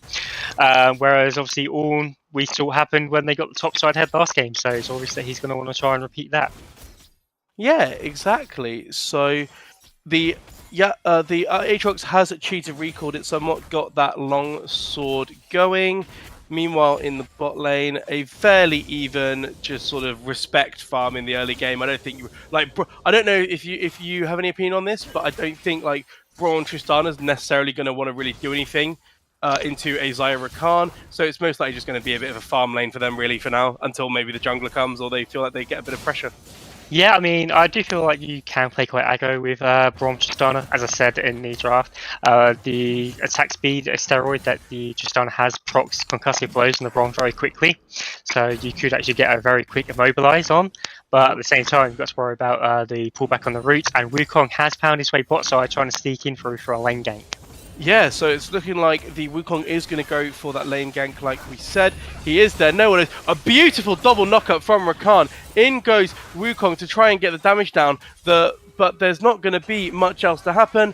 The W away from the Tristana saves them with no real follow-up CC because Wukong doesn't have it until level 6. There's not really much happening. But meanwhile, here comes Ornn in the top lane to give Yasuo a lead again. And it doesn't even matter because he first bloods in without it. What a champion. Yeah, I mean, I feel like the Malphite could have flashed as well, and maybe did, but it would probably be futile because the Ornn would have killed him as well. The Ignite has been burnt from the Rakan. They nearly do get the kill on the Braum, but yeah, just a very hard kill to force on, especially this early on. I think it was the bone plating on the, if he has it, I think I saw bone plating on Braum, which probably saved him there because it soaked up a lot of the Ignite damage, a lot of the initial Xayah damage, so they couldn't actually kill the Braum in the end. Yeah, but I mean, regardless of how it's going, as another Xayah W gets a lot more damage down, this is a much different bot lane to what we saw last time. With the advantage on the push being given over to SPD. Yeah, for sure, for sure. I think that SPD right now, unfortunately, you're already ringing the alarm bells if you're looking at the top lane. As Aatrox has come back now with the Coalfields Warhammer in just the double cloth armor of the Malphite. We all know Malphite scales very well with armor, but I think that with the healing from the Aatrox and the sweet spot marks that he seems to be hitting, I don't think those double cloth armors are going to be enough for the Malphite to really soak up the pressure in this lane like they want him to. Yeah, definitely, and you know, as I say, alarm bells are ringing because you've remembered the last game. You know, you try to put it out the back of your mind, but it's hard to put things like that away completely. And so you've got to be thinking to yourself, if you're the Wukong, what are you going to do to sort of prevent it from happening again? Do you go up top to try and arrest the momentum, or do you just try and play elsewhere around the map? You do see CS leads for the other lanes coming across, and that is a nasty trade for the Malphite there. Yeah, exactly, and I think that I think he's just going to get worse. Unfortunately, I think he's trying his best. Bless him. We've all been in those positions when, unfortunately, you're just playing against a player of master tier caliber, and there's just not really much you can do when you're facing master tiers in a low elo tournament. But while that is happening, it seems like there is a small advantage for Ahri, a small advantage for Xayah, but we're talking minimal amounts of CS leads. Yeah, I mean, they now do have the ults available to them across the whole of the top side. So it could be that if they get pulled in, he can at least ult away for safety. It's not how you want to be using your ult, but sometimes you just got to try and survive the lane as much as you possibly can. And it does look like SPD are taking a dragon. And can they maybe try and force this onto the Ornn as well as he gets away? Yeah, but there's not really much else to be said there, is there? It's just a sort of small little skirmish, nothing much really happening.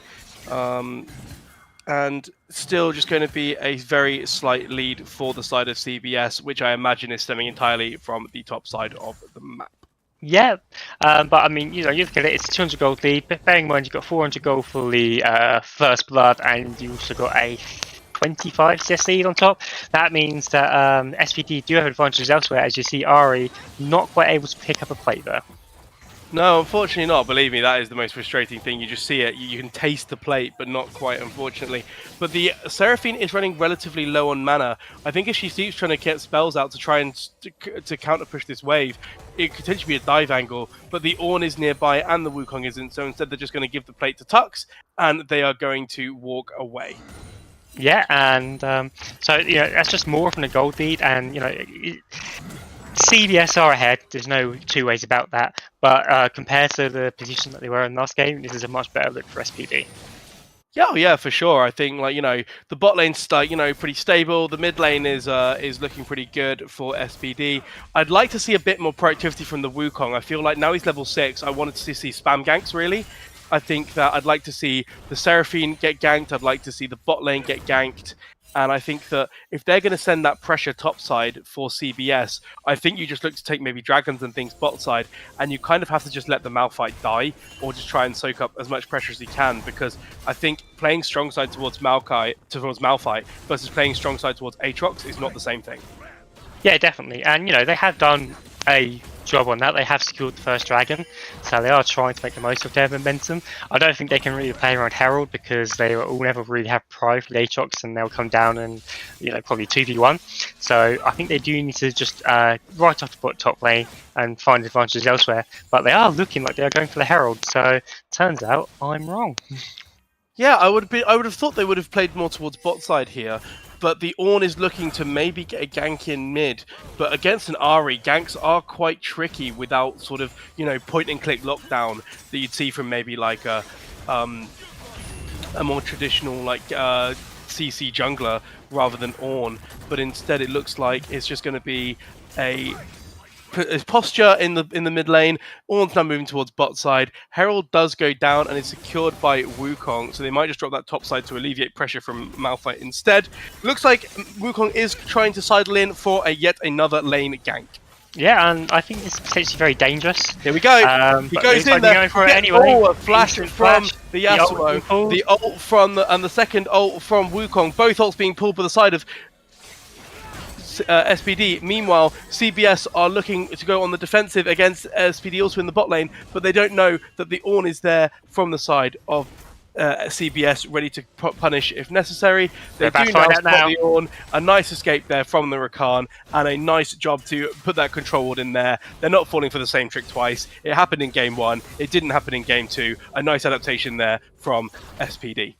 Yeah, and surprisingly effective gank. I mean, they didn't get the kill, and that is unfortunate. But it does look like they got the flash, and I'm not sure what happens to the TP for Yasuo. Maybe he didn't want to TP directly to the tower that was under siege for the fear of dying, because he has burnt it. It looked like it was up when he backed, but maybe I'm misreading the cooldowns. In any case, he's in lane now, so he didn't lose too much. He's still sitting on a +30 TCS lead. They didn't put the Herald down, so they've still got that resource to use later on.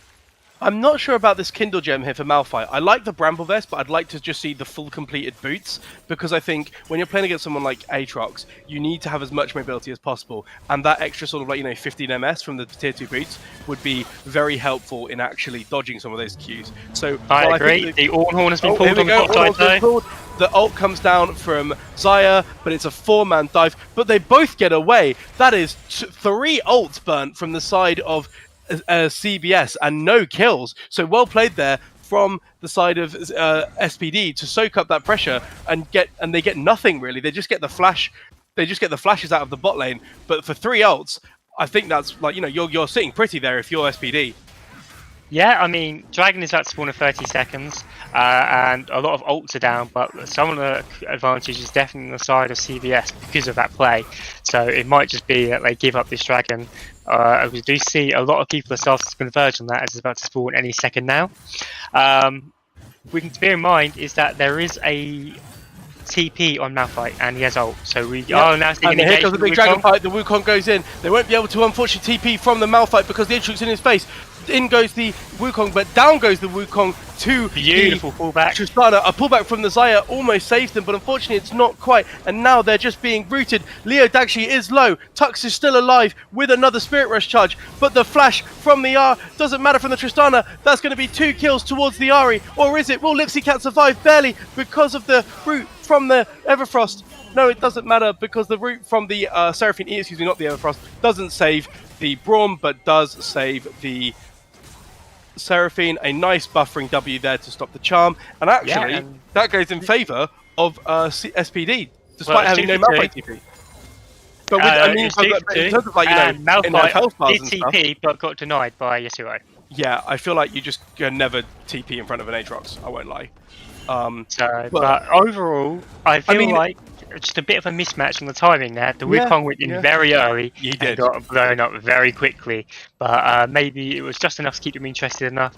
The Ahri skirmishing power that we've been talking about for the last 2 games now was really the difference maker in that for SPD. As we see another fight for this, a miss on the second pull for Ornn, but there might not be enough, so they're still going to skill the dragon. Oh, unfortunately, they do try and go in there, but without the Wukong being able to get in, that's not going to be a secure for the blue team. It's going to be a secure for CBS.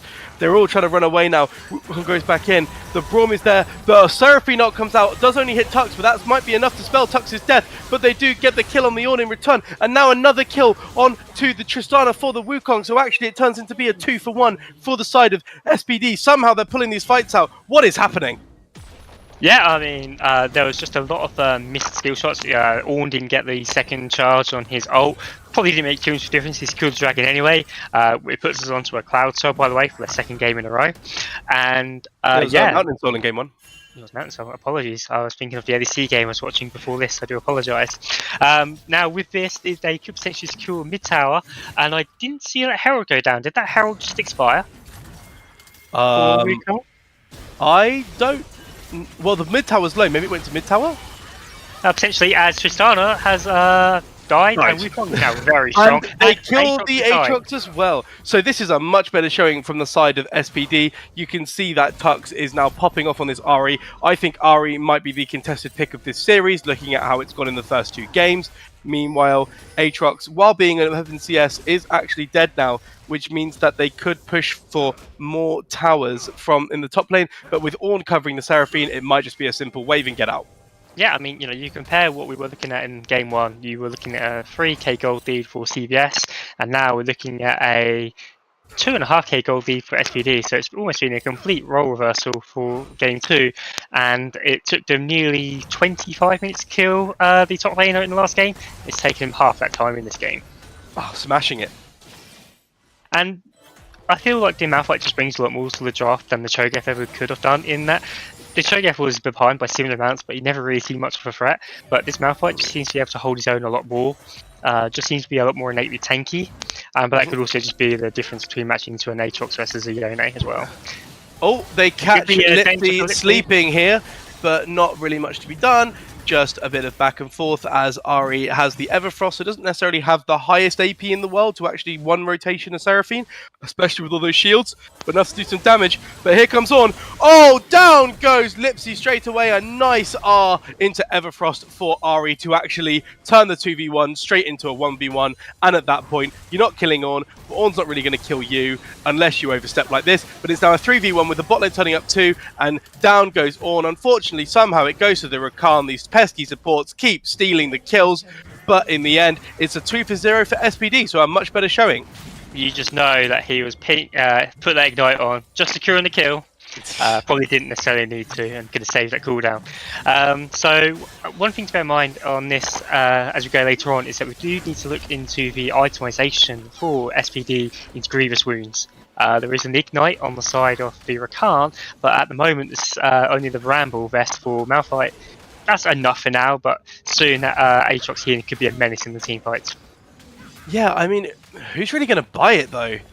It's going to have to, it might be maybe Ahri, or we might see an Executioners from Xayah, but I feel like Xayah is really trying to get to that Navori as quickly as possible. So I don't think we're going to see it should be a Chemtech from the Rakan. Yeah. Yeah, I think so. But even then, you have to do magic damage, right? So I guess if you're like just queuing the Aatrox will manage to knock him up, but you can't do consistent magic damage as a Rakan. So it's going to be quite tricky. But here comes Braum just to try and pop the Banshee's Veil on the Ahri. They're just sort of going to, say hello, shake hands, not really do a whole lot, let them take the ward, back off. Ornn's here now. Dragon is spawning in certain amounts of time. About a minute now. That's a minute now, yeah. So Dragon's spawning in about a minute. So we will see a fight for the dragon potentially, although it is a cloud, so naturally you get less priority than other dragons. So instead it's going to be a bit of an ARAM in the mid lane, while we you just say sort that, of... but Cloud Soul for SPD would be lovely with the Rakan, the Wukong, Ahri even. You know, they've got a team that really does enjoy the Cloud Soul. And we're seeing here that actually we're in a situation now where the Ahri is ahead enough that she can match the Aatrox in the side waves. And this opens up a lot more space for SPD to play around the map.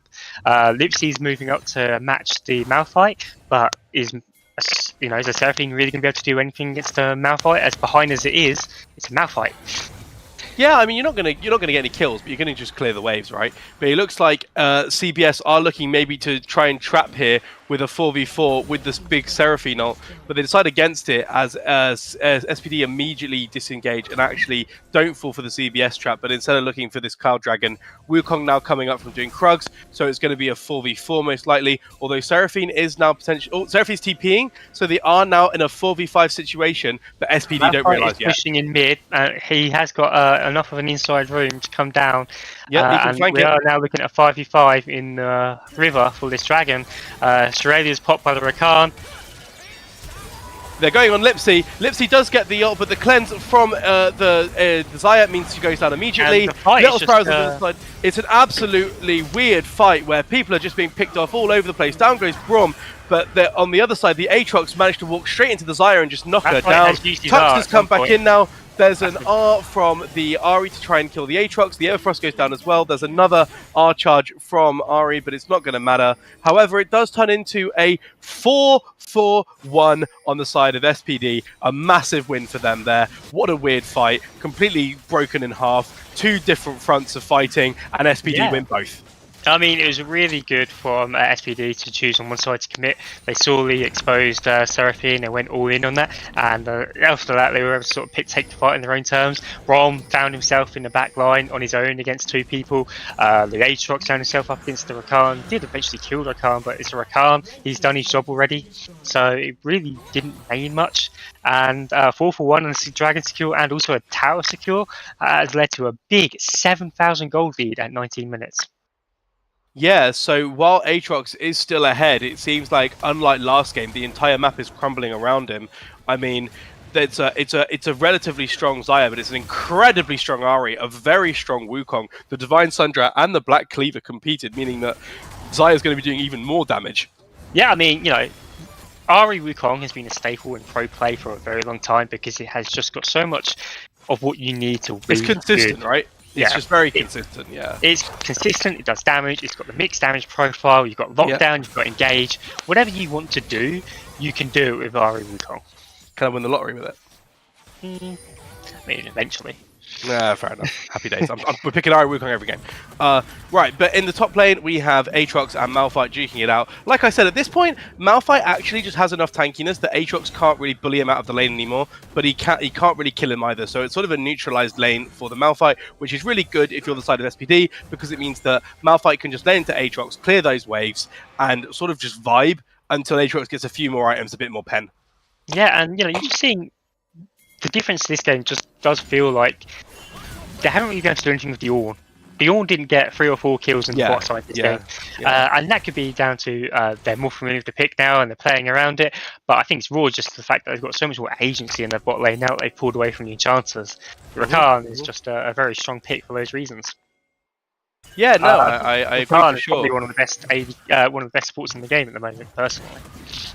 Well, in goes Aatrox, out goes Malphite, pretty standard, nothing really much to say here.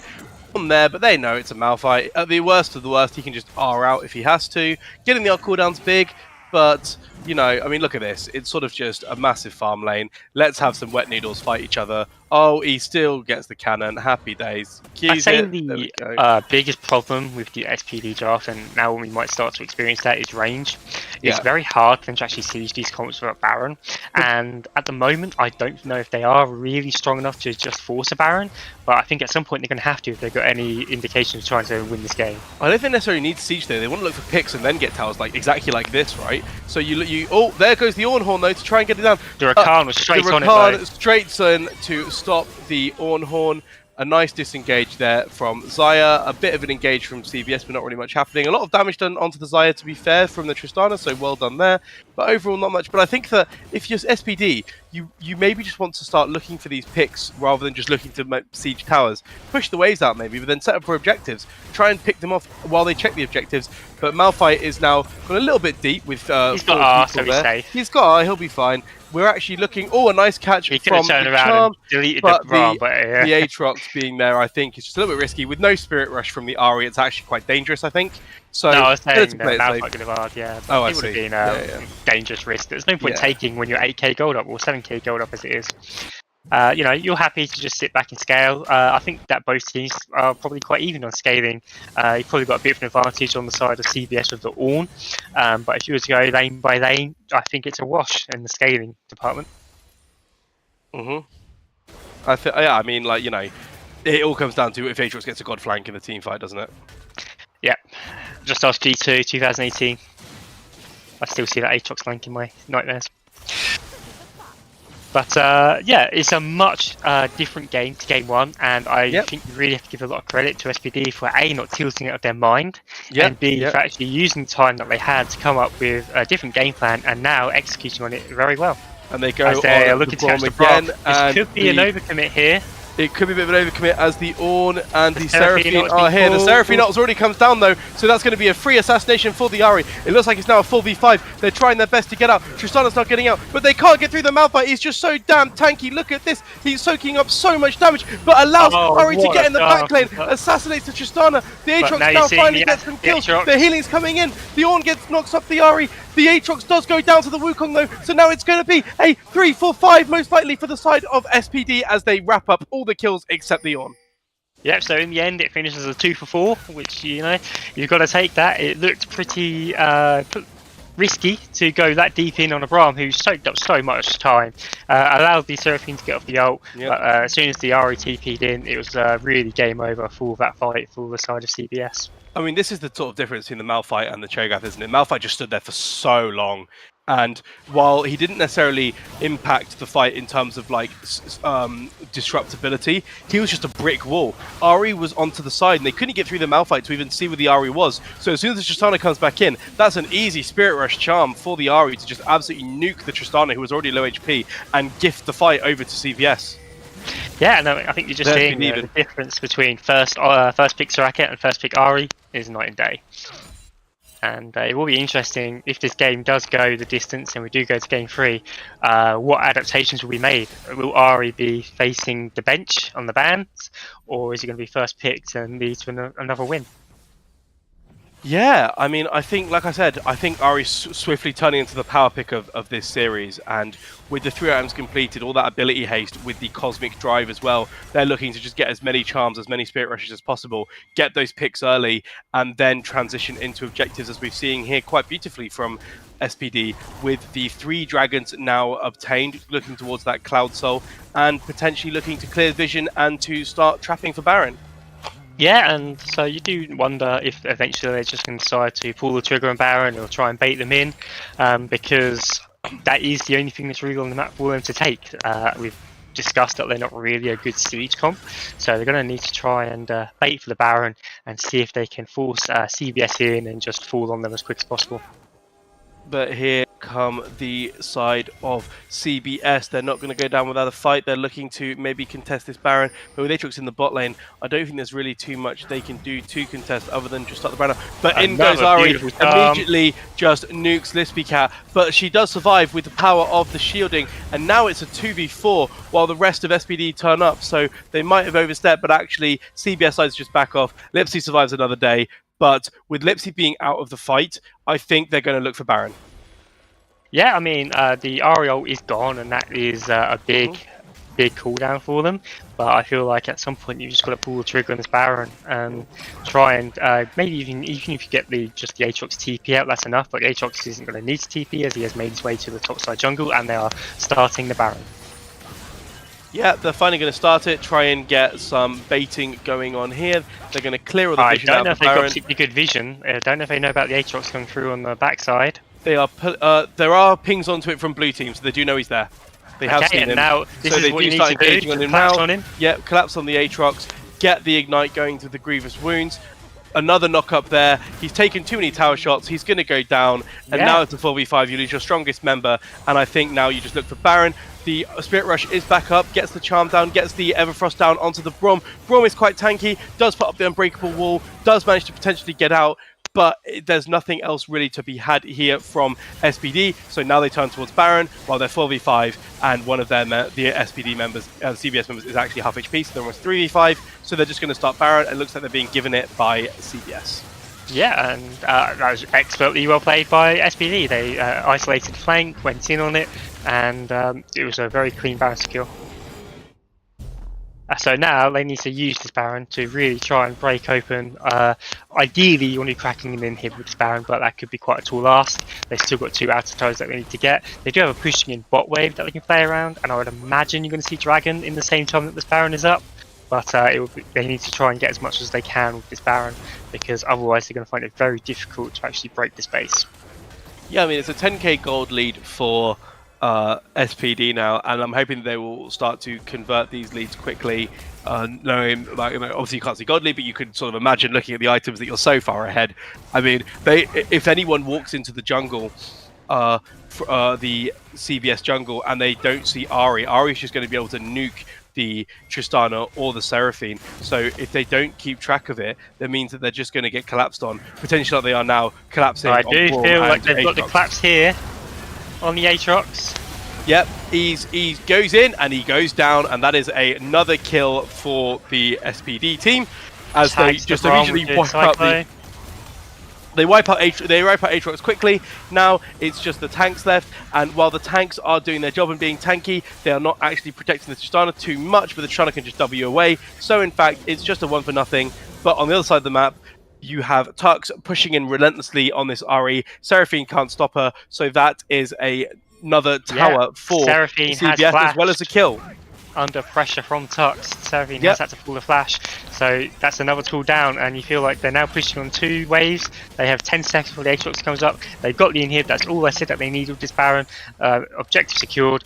Dragon's up in this in a minute, it's their soul, so their safest play would be to just go and get that, but it looks like there's maybe just try and catch another wave or 2 on the top and the mid, and really make the most of this Baron that they've got. Yeah, for sure. I think Dragon's up in less than 15, Wukong and the bot lane are heading towards it. Yep, and you see Ari sort of maybe looking for a slight pick here on the Tristana, but she is spotted out by the Ornn, so she will just go the safe way out. Baron is about to expire, I imagine, so maybe use that recall to get some more items quickly, but instead they're just going to take the soul for themselves. Dragon Soul secured, easy as you like. CBS can't even leave the base, so a quick Dragon Soul for... Stop for the Dragon Soul from SPD, and now straight back to sieging with these Baroned up supers. I can't imagine Baron's got long left, but maybe enough to get this mid tower down and this top inhibitor down.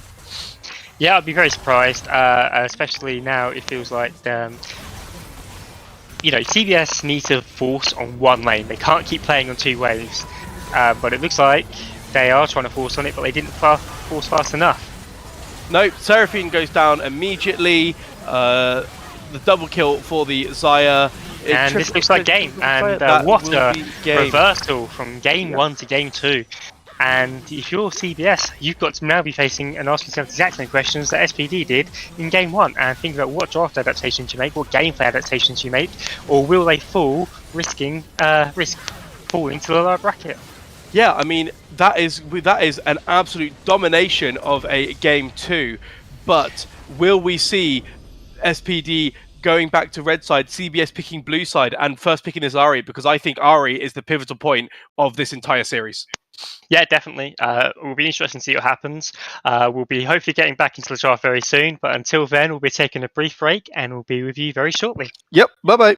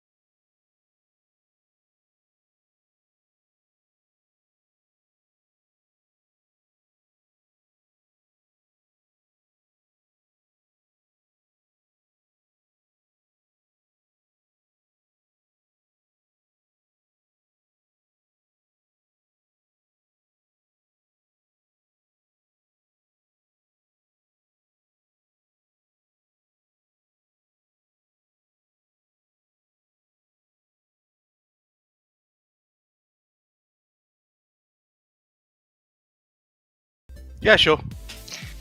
Hello everybody, welcome back to Game 3 of the upper bracket series between CBS and SPD. The game is currently tied at 1-1 following a magnificent comeback from SPD in Game 2 after the stomping they received in Game 1. We're currently going through the draft, which I don't believe you guys can see, so I'm just going to read out the draft for you very quickly. So, first thing to note is that CBS have elected Red Side again, and they have banned Lulu and Ari. And on the SPD side, they have banned Gwen, Veigar, and Akshan. And finally, we see Malco come out as the final ban from CBS. So Ari has been banned. You won't be seeing first pick Ari.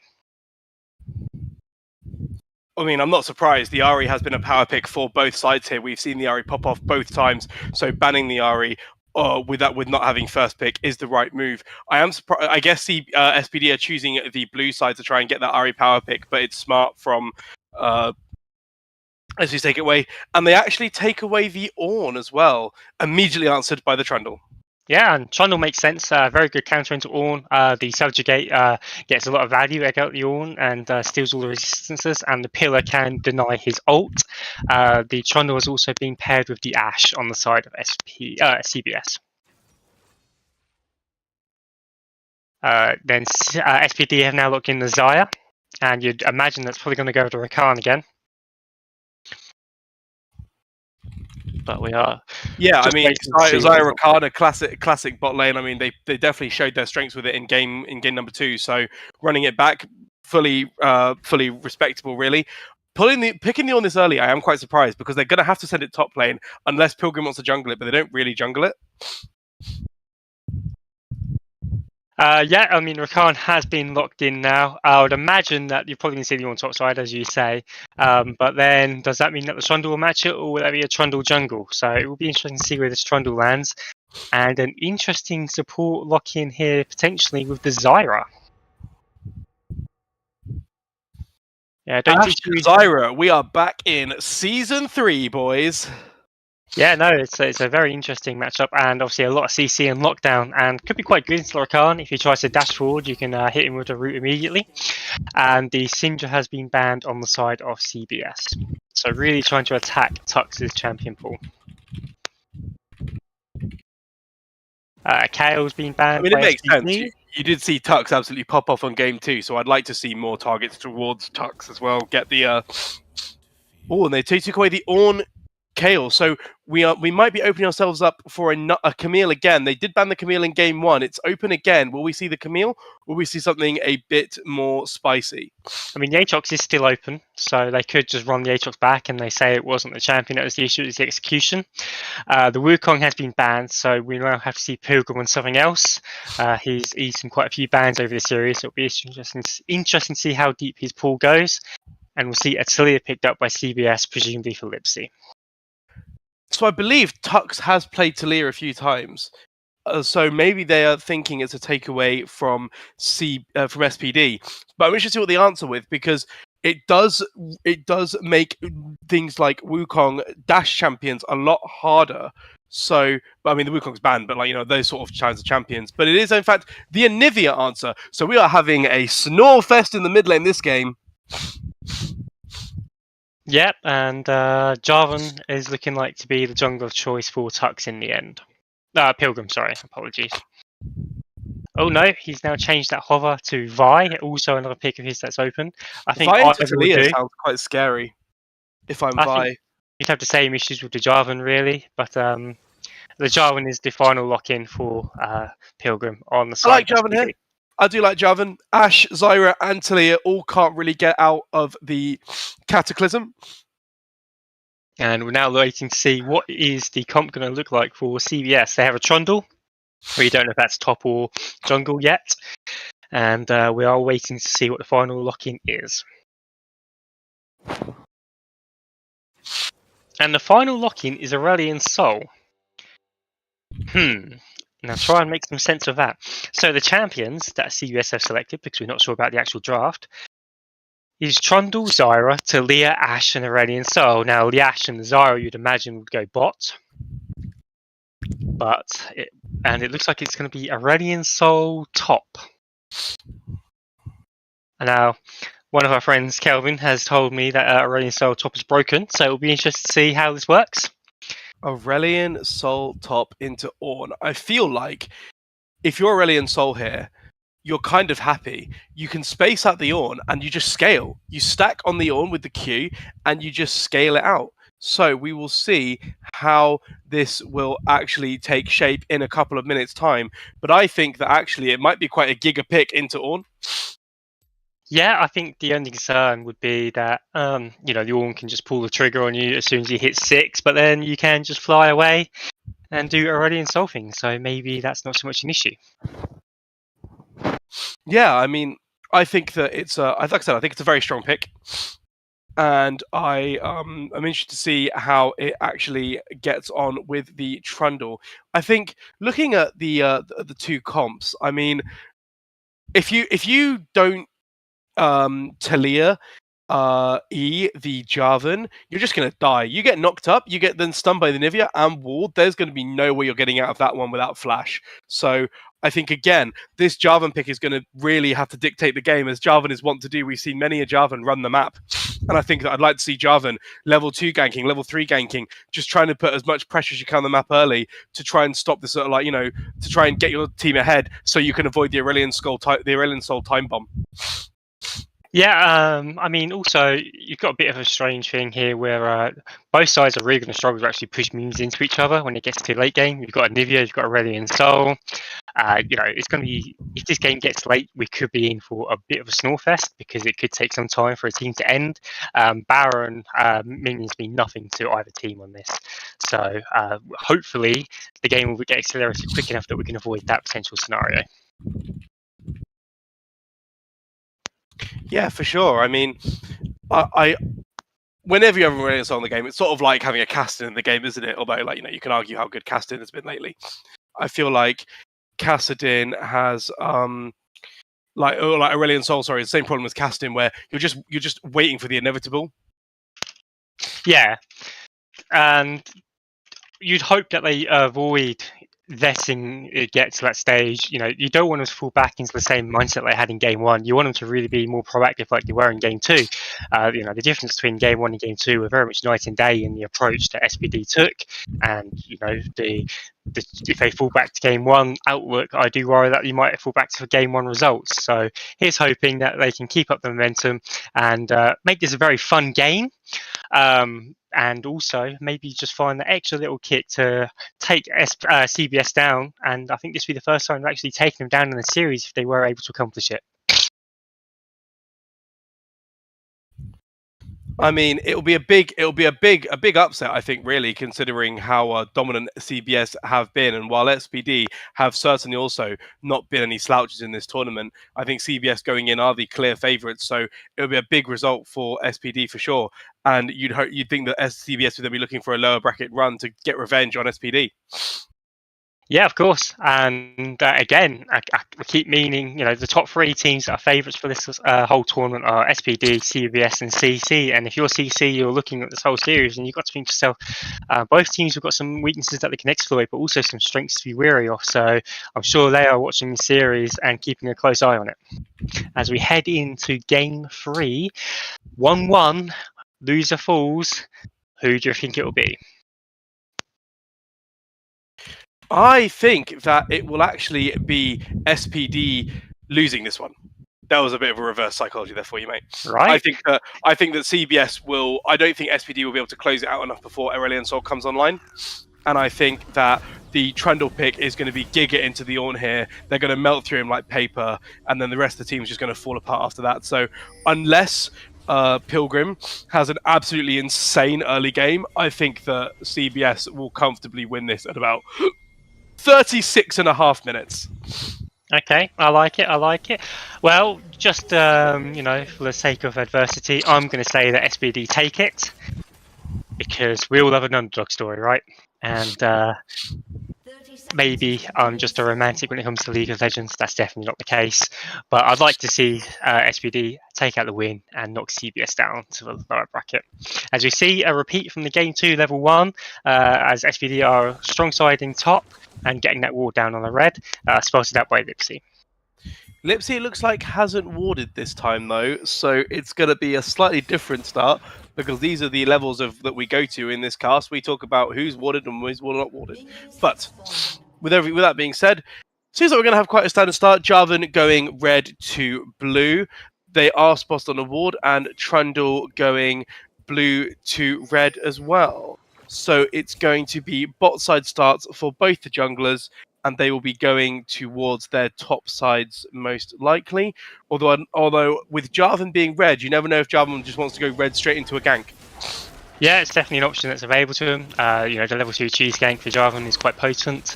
There is a lot of damage early on for the bot side of CBS, as it looks like we're not going to see a level 1 here. Double knockup from the Rakan. Ignite has been put, flash burnt, both flashes burnt. Yep, so both flashes burnt on the side of CBS, but nothing else really done. But a really nice catch from the Rakan and Xayah at level 1 to punish the casual walking in from CBS. Yeah, and if you're Jarvan now, hearing that's happened bot side, maybe you do decide to just get level 3 and path bot and see if you can maybe get an early punish. But it looks like they are clearing out his path as normal. Yep, and on the top side you have the tier start from Aurelion Sol, just looking to stack and scale, and it looks like they are going to push in the Ornn as I thought because of just the very nature of the 2 picks. But again, Ornn will be able to get most of this farm.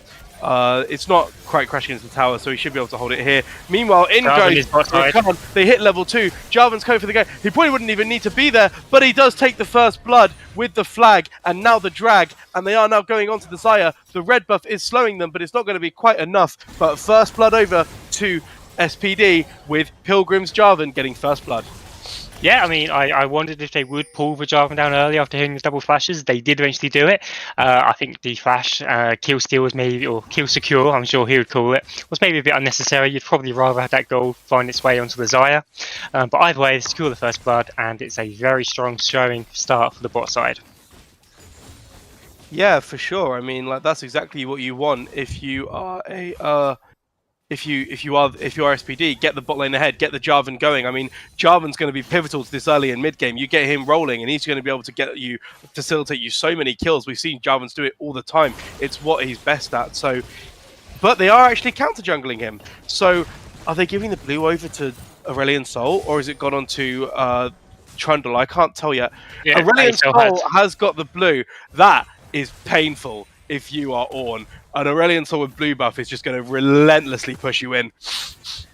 Yeah, and unfortunately it looks like they weren't able to get a reset on the bot side, so they are actually at a disadvantage here, and unfortunately dashing into the Xayah route was very painful for the Rakan. Anivius had to burn flash from the gank from the Trundle in the mid lane, and Jarvan is working his way down bot side again. He will be spotted on vision, but flashes are still down. This might not be enough time for them to get out. They have pushed hard. Jarvan is going in, and there it is, another 2 kills for SPD, but another 2 kills over to... Not 2 kills yet. Oh, I thought he was going to get him, but he didn't get him, no. But on the top side, the Aurelion Sol's gone in. He's... Oh, a nice E there. The pillar wasn't quite enough. Does force the flash of the Trundle. So the Trundle, slight micro misplay there, meaning he does have to flash to get the kill. But it does end up being a 2-for-1 across the map in favor of CBS. Yeah, I mean, so it was a big play bot. Unfortunately, again, though, Jarvan did get the kill, and Ash managed to secure both of the kills for the side of CBS, as it looks like he's going to go down again, just not respecting the engagement range that Rakan and Jarvan bring to the table. Yeah, but Jarvan does have all the kills, and that can both be a blessing and a curse. Not having the kills on the Xayah is kind of painful, knowing that she's burnt a lot of resources, and there are 2 kills on the Ashe, means that the 2v2 lane is actually in favor of Ashe at the moment, while the Jarvan is obviously going to be in favor across the map. So you'd like to see at least one of those goes over to the Xayah, but if the Jarvan plays it well enough with his lead, it might not be a problem. Yeah, I mean, there's also the pretty much the exact same issue you found on the top side, or with Trundle securing the kill on the Ornn and not the Aurelion Sol, so there's some slight reprieve in that sense. As you see, it's a very split map at the moment. Jarvan has put a lot of attention bot side, and it seems that the rest of the map is suffering for with burnt cooldowns on the flashes for both the Malphite and also the Anivia. Yeah, and looking at the rest of the map here, I mean, oh, my voice is going, excuse me. It looks like, oh, another engage from the Rakan. That's no flash on Xayah. The Trundle is here first. Jarvan is coming. Will it be enough? Will it be in time to save them? Yes, it will. They start pulling away once they see the Jarvan. The Jarvan knockup goes on the Trundle. The Trundle goes down to Jarvan. Jarvan takes yet another kill. He's going for all the kills in this game. He wants to pad his KD a lot, and he's doing exactly that, getting another kill for himself. A nice counter count there from the Jarvan to save the bot lane of SPD. Yeah, I mean, when you are sitting at Jarvan at 4-0-0, you maybe have to start thinking about your build path. Typically, most Jarvans will probably go for a more sort of off-tank Rosary build with Gore Drinker, but maybe when you're this far ahead, you might want to consider going for something like a Lethality Jarvan, just so that you can pop people when you do catch them with your EQR. There is an Ornn, so you could all go like index into that more damage build. They do secure the Chemistry Drake for themselves, a flash away from the Xayah. Will it be enough? No, she's going to go down. The Talia wall's going to keep her trapped. There's nothing she can do there. Not level 6, no mana, and so it's unfortunate. She goes down. I feel like if she'd actually kept walking, she would have been pathed onto the other side of the Talia wall. But obviously, hindsight, and we've got the benefit of actually playing the game, we can just make these calls. But she turned around very briefly to get some autos off for some reason. If she had kept walking, she would have been displaced on the other side of the wall, and she would have got out okay. Yep, Jarvan now looking to maybe go in for a bit more. The Ashe is going to start running the Rakan down, but with no real mana left, I think the Jarvan hovering is enough to scare them off, even at his low HP. So he's going to reset. He must be on so much gold right now. A Noon Quiver for Xayah. What have we got for Jarvan? He is going to go for, I believe that's Gore Drinker? That is, yeah. I have to admit, I'm a little bit disappointed by that, but I mean, if he gets Gore Drinker early as it looks like he's going to get anyway, it will still do a lot of damage, and he can maybe still snowball.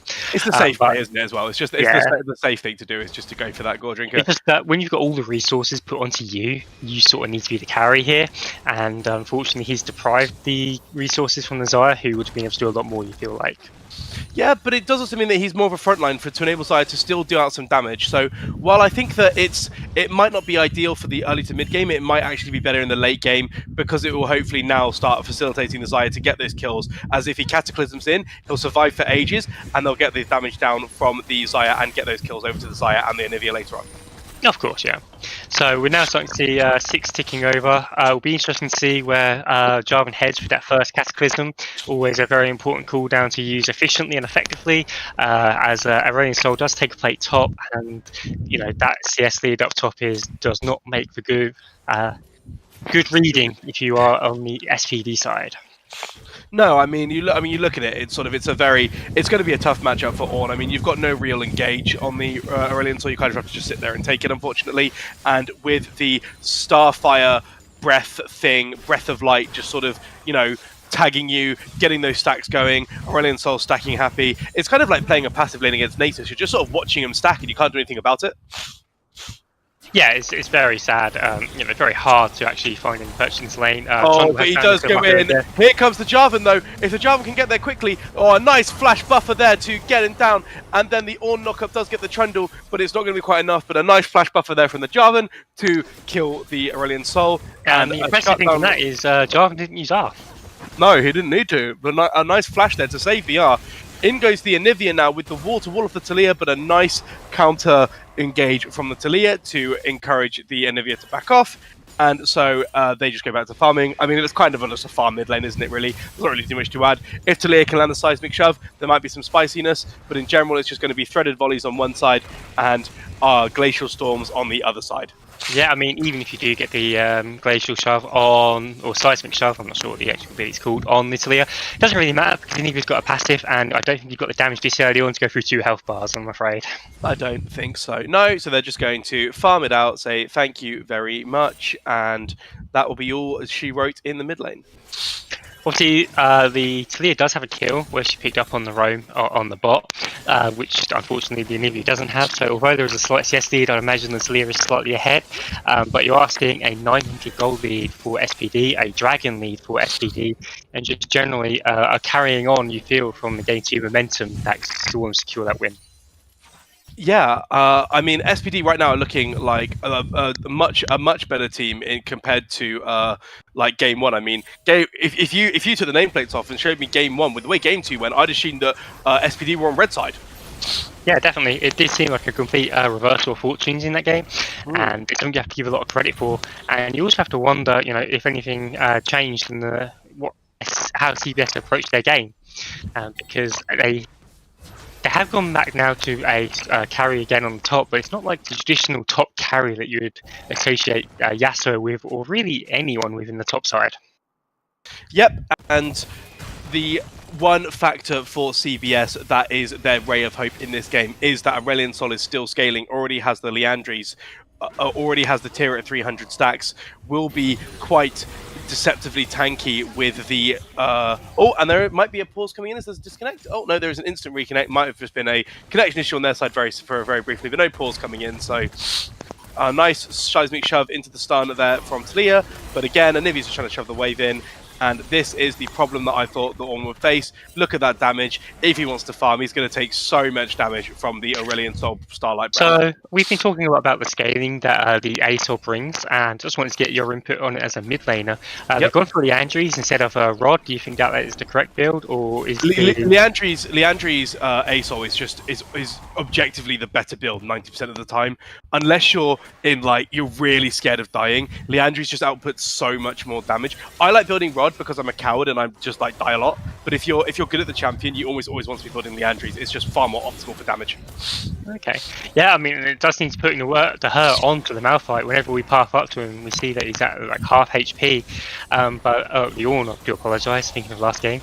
And he's just eating full rotations and getting chunked. Not only that, but when he's getting chunked, he's also giving Aurelion Sol those critical stacks, which are going to expand all of his abilities. So this is my problem. Is it's like watching a Nasus stacking. You're just sitting there watching an Aurelion Sol getting those passive stacks up and up and up and up, and there's nothing you can do about it. Rakan ult has been pulled straight onto the Ashe. Ashe ults, Zyra ult, and TP has been pulled in by the Talia. Talia could wall them off. But the Zyra ult does a very good job getting away, but unfortunately at the expense of Rakan. And you might see, it does look like the second charge from the Ornn missed. That would have been a dead Aurelion Sol, although it looks like he maybe flashed out of the way instead of a miss. Yeah. And flashes burn all across the map here. I don't think a single champion, except for on the side of SPD, actually has flash anymore. Oh no.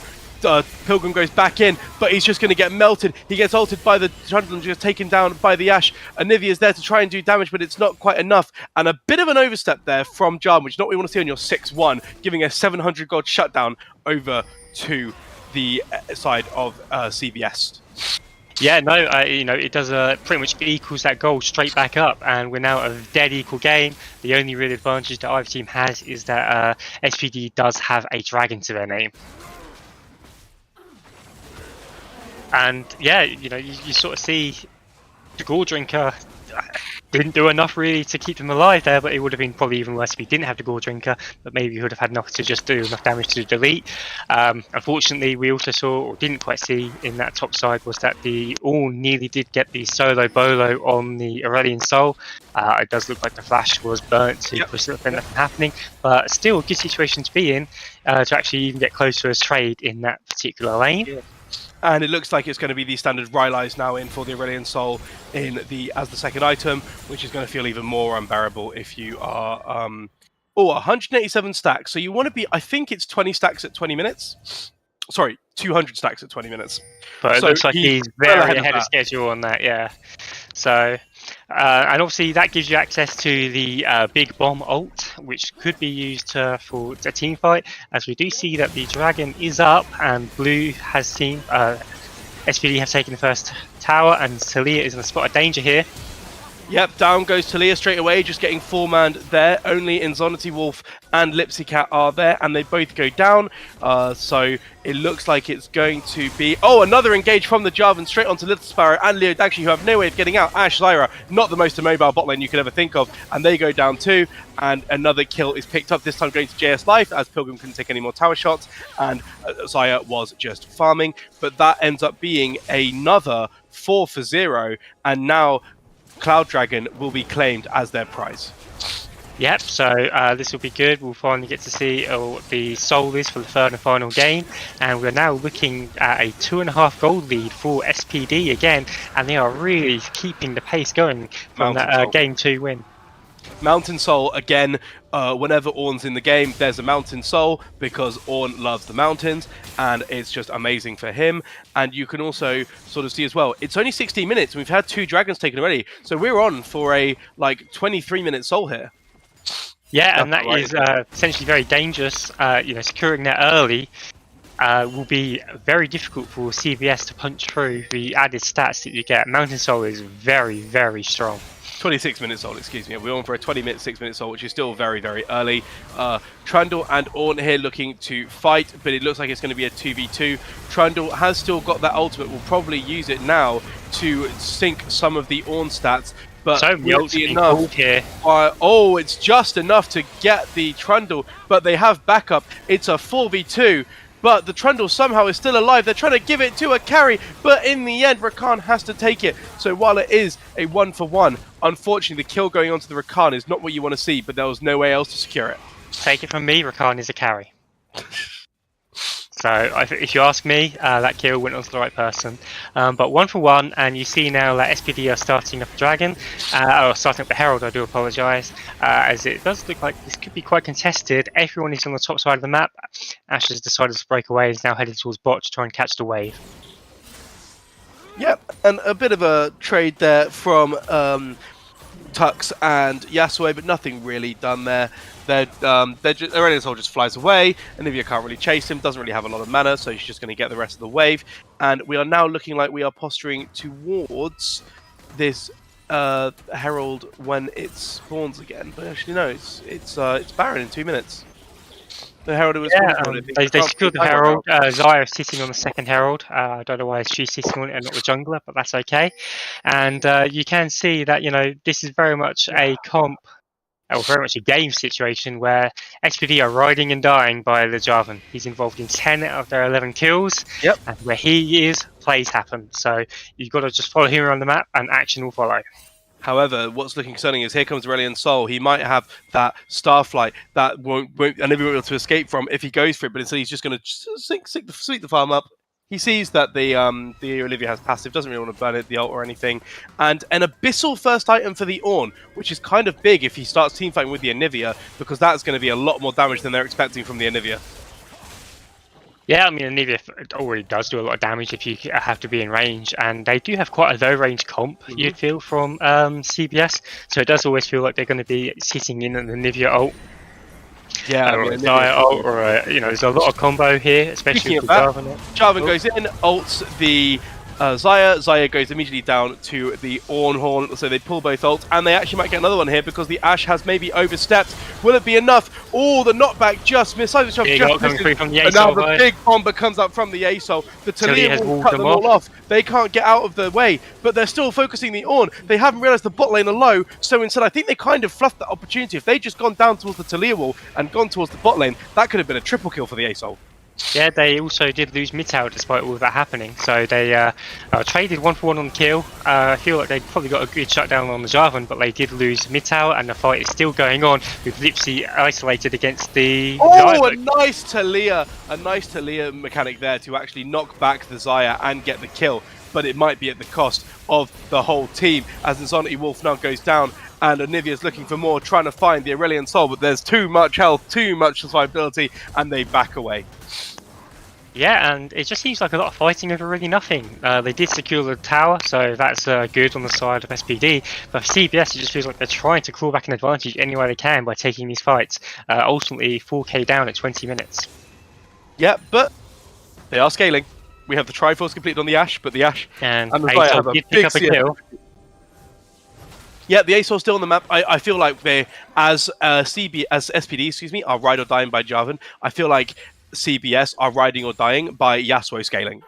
So if the Aurelion Sol starts getting to those massive breakpoints that we're anticipating, with the Seraph's Embrace completed as well, gets enough Starlight for another Skies to send, we're going to see that if Pilgrim engages, lands a Cataclysm, but doesn't manage to catch the Aurelion Sol, they might actually be trapped in a massive Aurelian solo in the Cataclysm they can't get out of.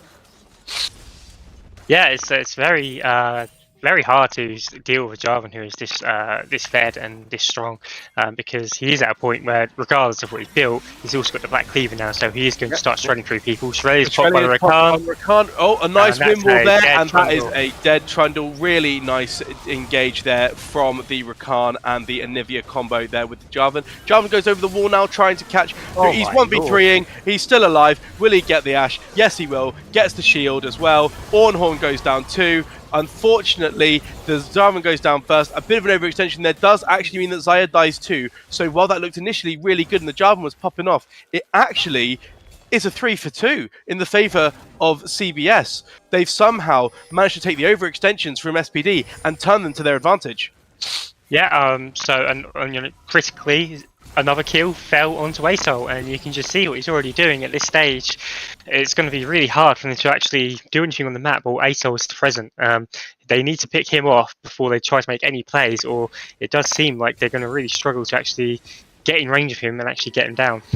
And SPD now are looking at securing this third dragon for themselves.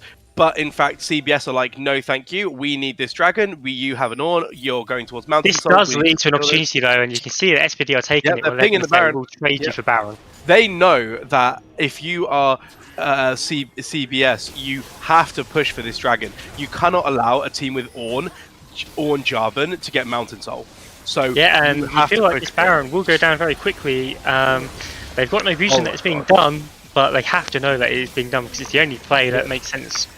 If they're off the map and not contesting, it's definitely a Baron angle. They don't know anything about it. So they trade Baron for Dragon. I really like that trade from SPD. You know that there's no hope. That you know that rather than sort of like trying to flip a 50-50 on the Dragon, you know that the CBS have to go for it. So you go for the Baron and trade off the Baron for the Dragon. Let's see what they do with this not Red Bull power play.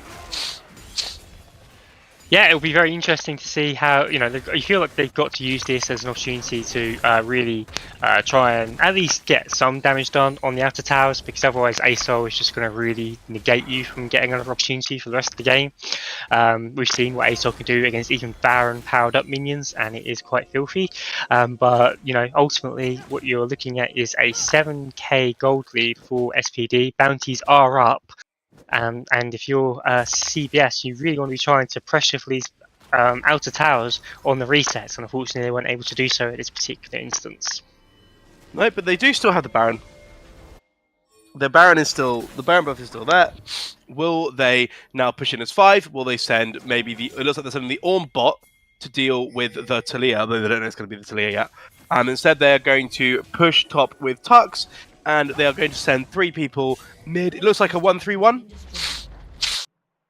Yeah, realistically, I don't think that anyone can deal with the Ornn apart from the ASOL, but the ASOL is too busy trying to deal with the Anivia, dueling off the flying wave clear monsters.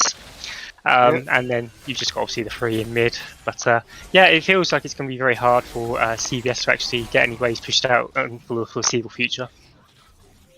Yep. And looks like they are still executing their 1-3-1, just getting the Baron buff on the minions. Ornn is now backing away. Maybe he's scared they're going to collapse, but they don't know that the Trundle's actually moving topside. This could be quite bad for Anivia.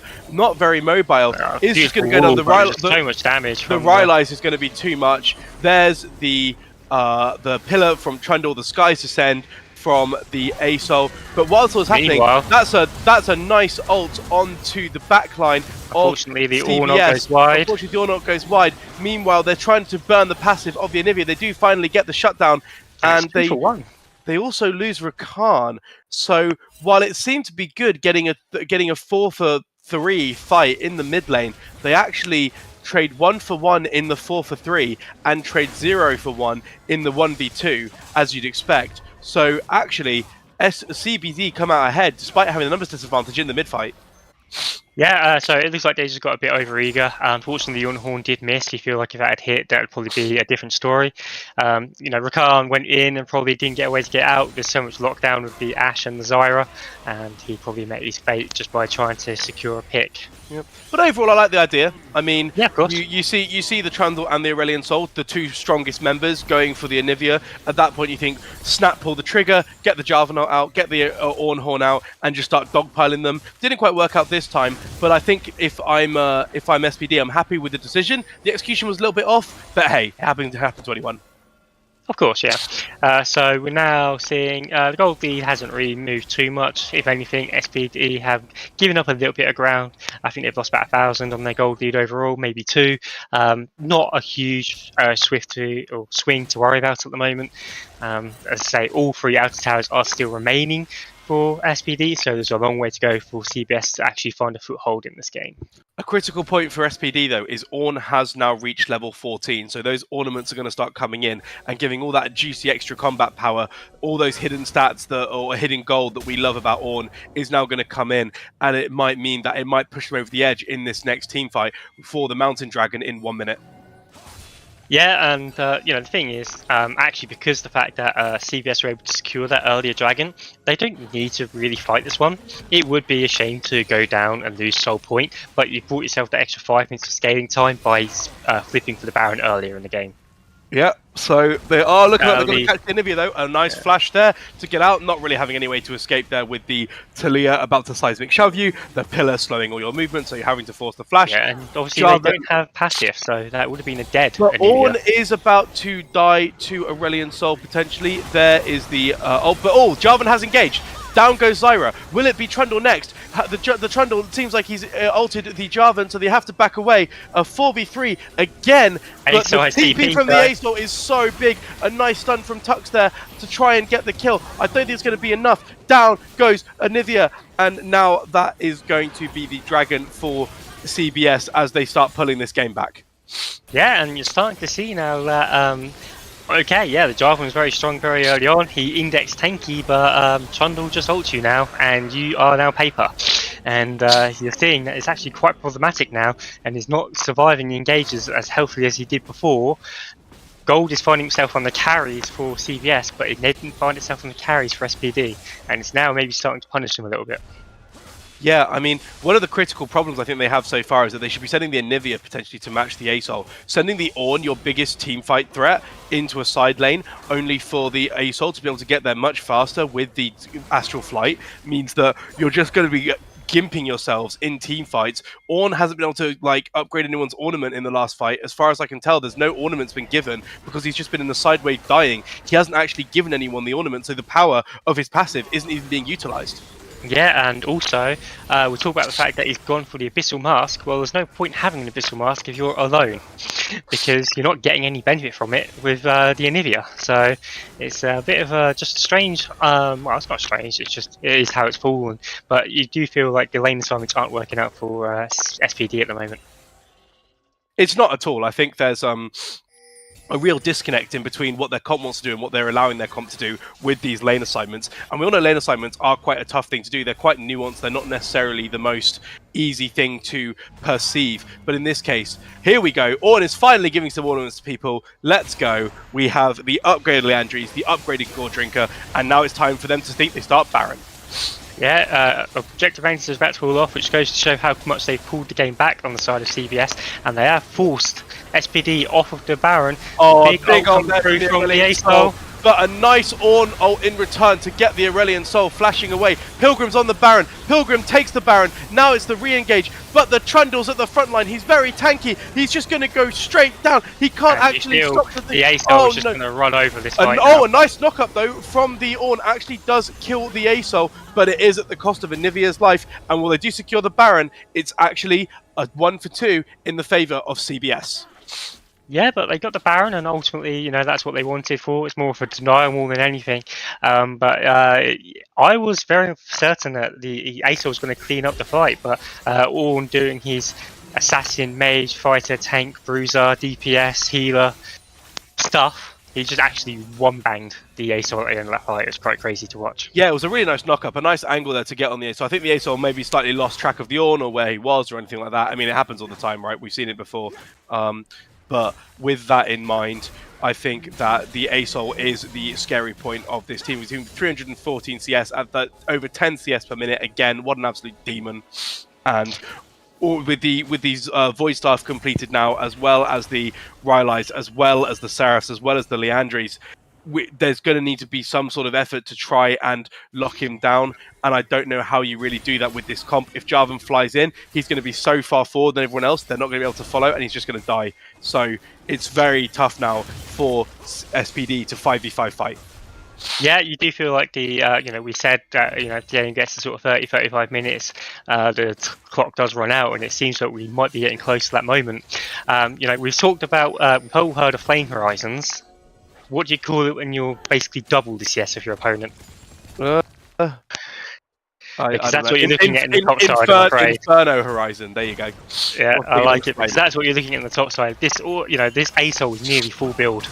And the Zyra immediately flashing there. The cooldown of Cataclysm burn from Jarvan. That's a dead another flash from Taliyah. So double flashes burn on the mages of CBS, which could be pretty big here. They're immobile as they are without flash. So now if you get any catch on them, they should just die. But Trundle is on the side and has seen the Ornn. It looks like they're trying to just sort of fight each other. But here comes Aurelion Sol with the big ult and the big E, but it doesn't quite get any kills. Nice. Meanwhile, Ornn is trying to stop the Trundle, but the Trundle's just going to ult him, and then he's going to be paper for the Ashe to kill. Where's the ult come down? It hasn't even come down yet. He doesn't even need it. He's just going to kill them anyway, and SPD are running for their lives. I have to admit, this looks like the most paper Ornn I think I've ever seen. I think maybe it's the Abyssal buy early on, just kind of maybe put him a little bit behind and stacking resistances. I think you do get a little bit of MR from the Abyssal, but this Ornn is falling very quickly in these team fights. Yeah, I think that they just don't have enough burst damage, it feels like sometimes. With that being said, they immediately burst the Trundle, so what do I know about League of Legends? Absolutely nothing. They do almost get the Taliyah as well, but they've gone a bit too far. The Rakan immediately melts to the ASOL. The Taliyah's so low. Can the Zyra get in there to do the damage? No, he can't. He does manage to get two. He's not going to kill the ASOL. The ASOL just does far too much damage. A really nice stun there from the Nivea, but it's not going to be enough. The ult's going to come down from the ASOL, and it's going to be a quadra kill for the ASOL. Yasuo, why are you still in this tournament? You are insane. Yeah, I mean, that was a big for the ASOL to kill their third dragon and put them on Soul Point. Having some problems here. You got internet problems. Right, well, it might just be me for a little while, as my fellow caster Lord of War might have actually just disconnected with his famously fantastic internet. So instead, we are going to see the Ornn potentially starting the dragon on Vision, which is a bold move. Now moving away from the dragon, as the rest of CBS are now moving towards it. It's 2 dragons apiece, and a third mountain dragon stacking here for CBS will be rough for SPD to try and actually burn through. There's so much tankiness now in the side of CBS purely from all of these mountain dragons. So here they go, they start it up now. It looks like there's not really going to be much of a contest. I think that's the ult from the Rakan, but he has actually just pulled it and then run away. So, oh, I'm sorry, that's the Shurelias, but not much else there to be done. With the Ornn and Jarvan not being close enough, they decide instead to just back off and allow the side of SCBS to just take the dragon, because there's not much else to be done there. You don't really want to 5v5 if you can't get on ASOL, and you can't get on ASOL, you're just going to lose the team fight, so better to just wait and let them just take it, as it's not Soul. And they're now moving... Oh, welcome back. Yep, so, looks like I've missed out on them securing Soul Point, which is going to be devastating for SPD if they do manage to secure the Soul. But, was it a quadra kill for the ASOL I saw? Who stole the Penta, or was it just a 4-4? Just a quadra for the ASOL, there was no Penta. I think someone might have secured one of the kills, I can't really remember. It's a little while ago. So, yeah, there's just a quadra kill for the ASOL, but he is now 11-2, 260 CS. He is an absolute monster. He's full build at 35 minutes, and I said CBS would win in 36 minutes. They're proving me a liar. Unbelievable. Yeah, I know, and I said that SPD were going to win. They've proven me a liar, it looks like. But they did have a very strong start. So one thing to bear in mind, though, is if you're SPD, at least ASOL can't get any stronger. And that's something you've got to just try and keep as a silver lining. Unfortunately, ASOL infinitely stacks with his passive, so he can always get stronger. Okay, but he can't get like massively stronger. I don't know. Yeah, but those stacks give him like combat powers, so he gets like the X-Cult threshold on the E goes up with stacks. The R, I think it's the R range goes up with stacks. The astral flight length goes up with stacks. So what you're telling me is he's a Riot in 2023 champion. He is a 200 years sort of champion, yes. The stacking mechanic is nice, but I think he gets to like sort of 20% execute on the E after a certain amount of stacks. I actually don't know how many it is. I don't know the breakpoints too much, but yes, he does infinitely stack. Okay. Well, in that case, I take it all back. It's doomed and hopeless.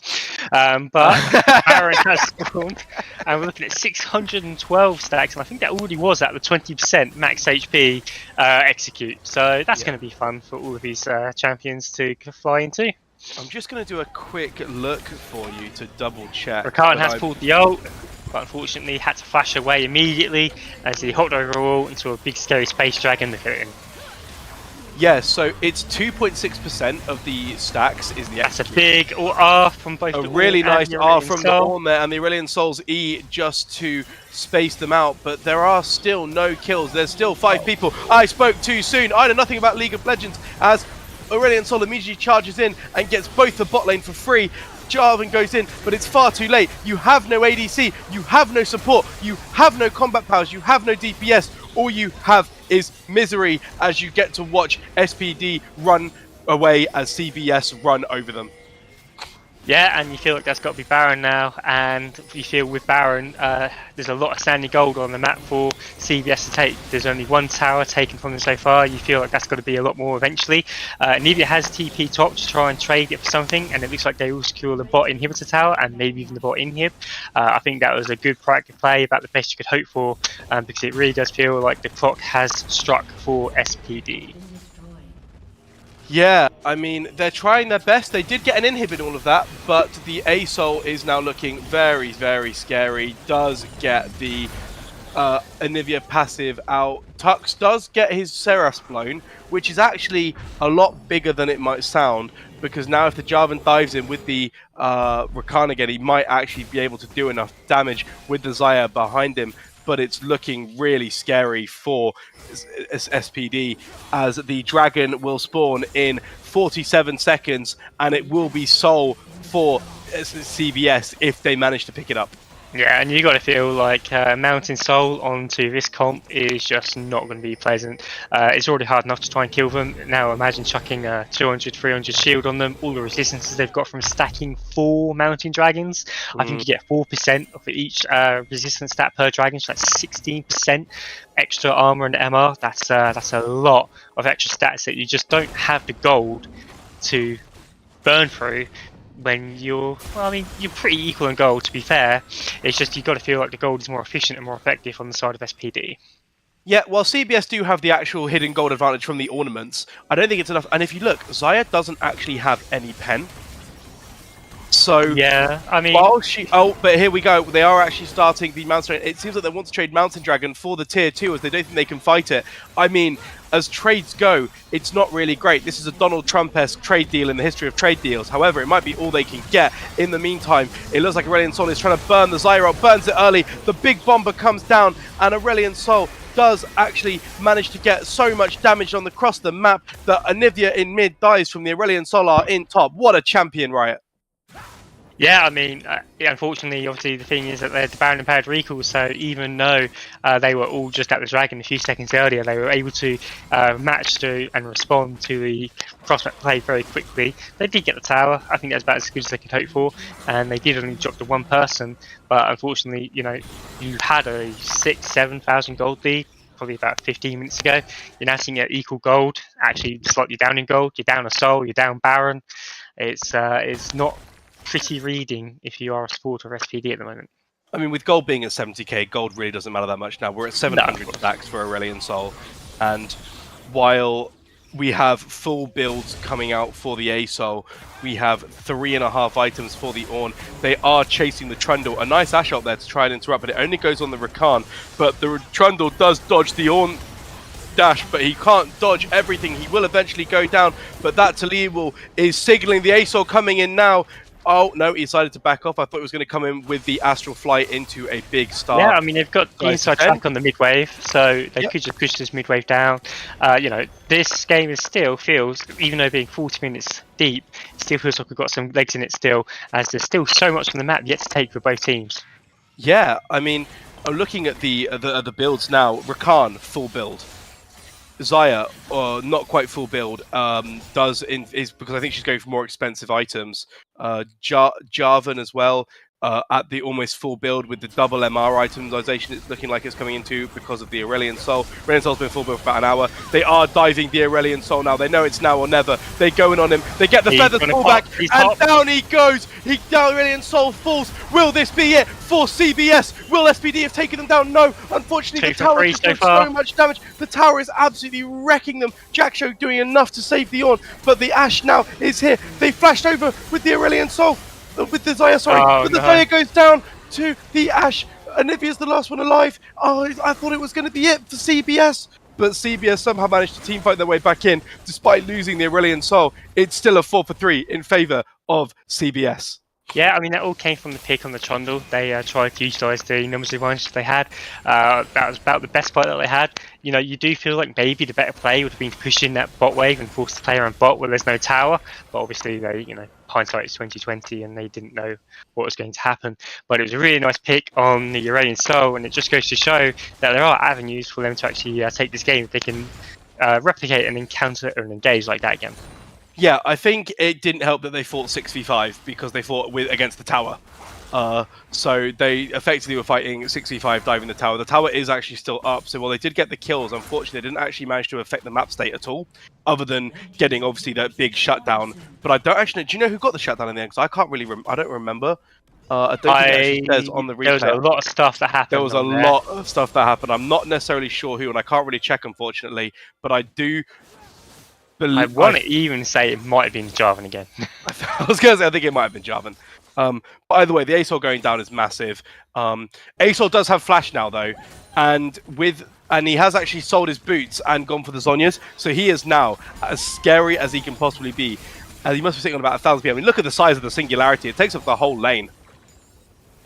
Yeah, and I imagine, you know, at some point we're going to get to a point where he can press R and literally just delete Summoner's Rift. Yeah, it's looking at that. I mean, he has now got the big Skies to Send ult, so that's the next big thing to fight for. If they do try to challenge this Baron in 15 seconds, I think that Aurelion Sol with the big ult will actually just change the fight no matter where he ults. He can ult in bot lane and it will still affect the fight.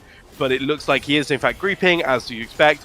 The Mountain Soul shield up there being huge to give them that survivability. Trundle now looking towards the Baron maybe, but I think it might be a Baron dance for now as they try and force SPD to fight them. Earlier in the cast, we established that doubling your CS was an Inferno horizon. We're now getting close to triple your opponent's CS. I'm starting to run out of superlatives for what the Jarvan does actually go in, get 3 of them in the ult, which is glorious. A nice one over the top as well. And the Ashe goes down immediately, but we have to keep track of Aurelion Sol. Where is he? He is coming in now. He's landing the ult. Will it hit anyone? It does actually take out the Rakan. But the nice stun, the stun for Anivia does miss. Xayah needs to get in there. Xayah has to get in there and do some damage. They knock up Yasuo. They have to go for him, but they're not going for him. I can't see what's happening. The Aurelion Sol is still alive. Oh no, with the Singularity and the Zhonyas. But down he goes. The Xayah gets him. The Xayah gets the ball. Will he get the Taliyah? Will this be it for CBS? Will SPD have finally won the game? 30 seconds on Aurelion Sol, 50 seconds, 25 seconds on Ashe, 20 seconds on Zyra. Is it enough? 2v5, but 2v1, but they do have the Xayah, they have the ADC critically to do the damage to the towers. Will it be enough? Will they be able to kill the Taliyah? I don't think they will. I think they might instead just choose to go for double inhibs and instead of ending the game, just take the safe option out.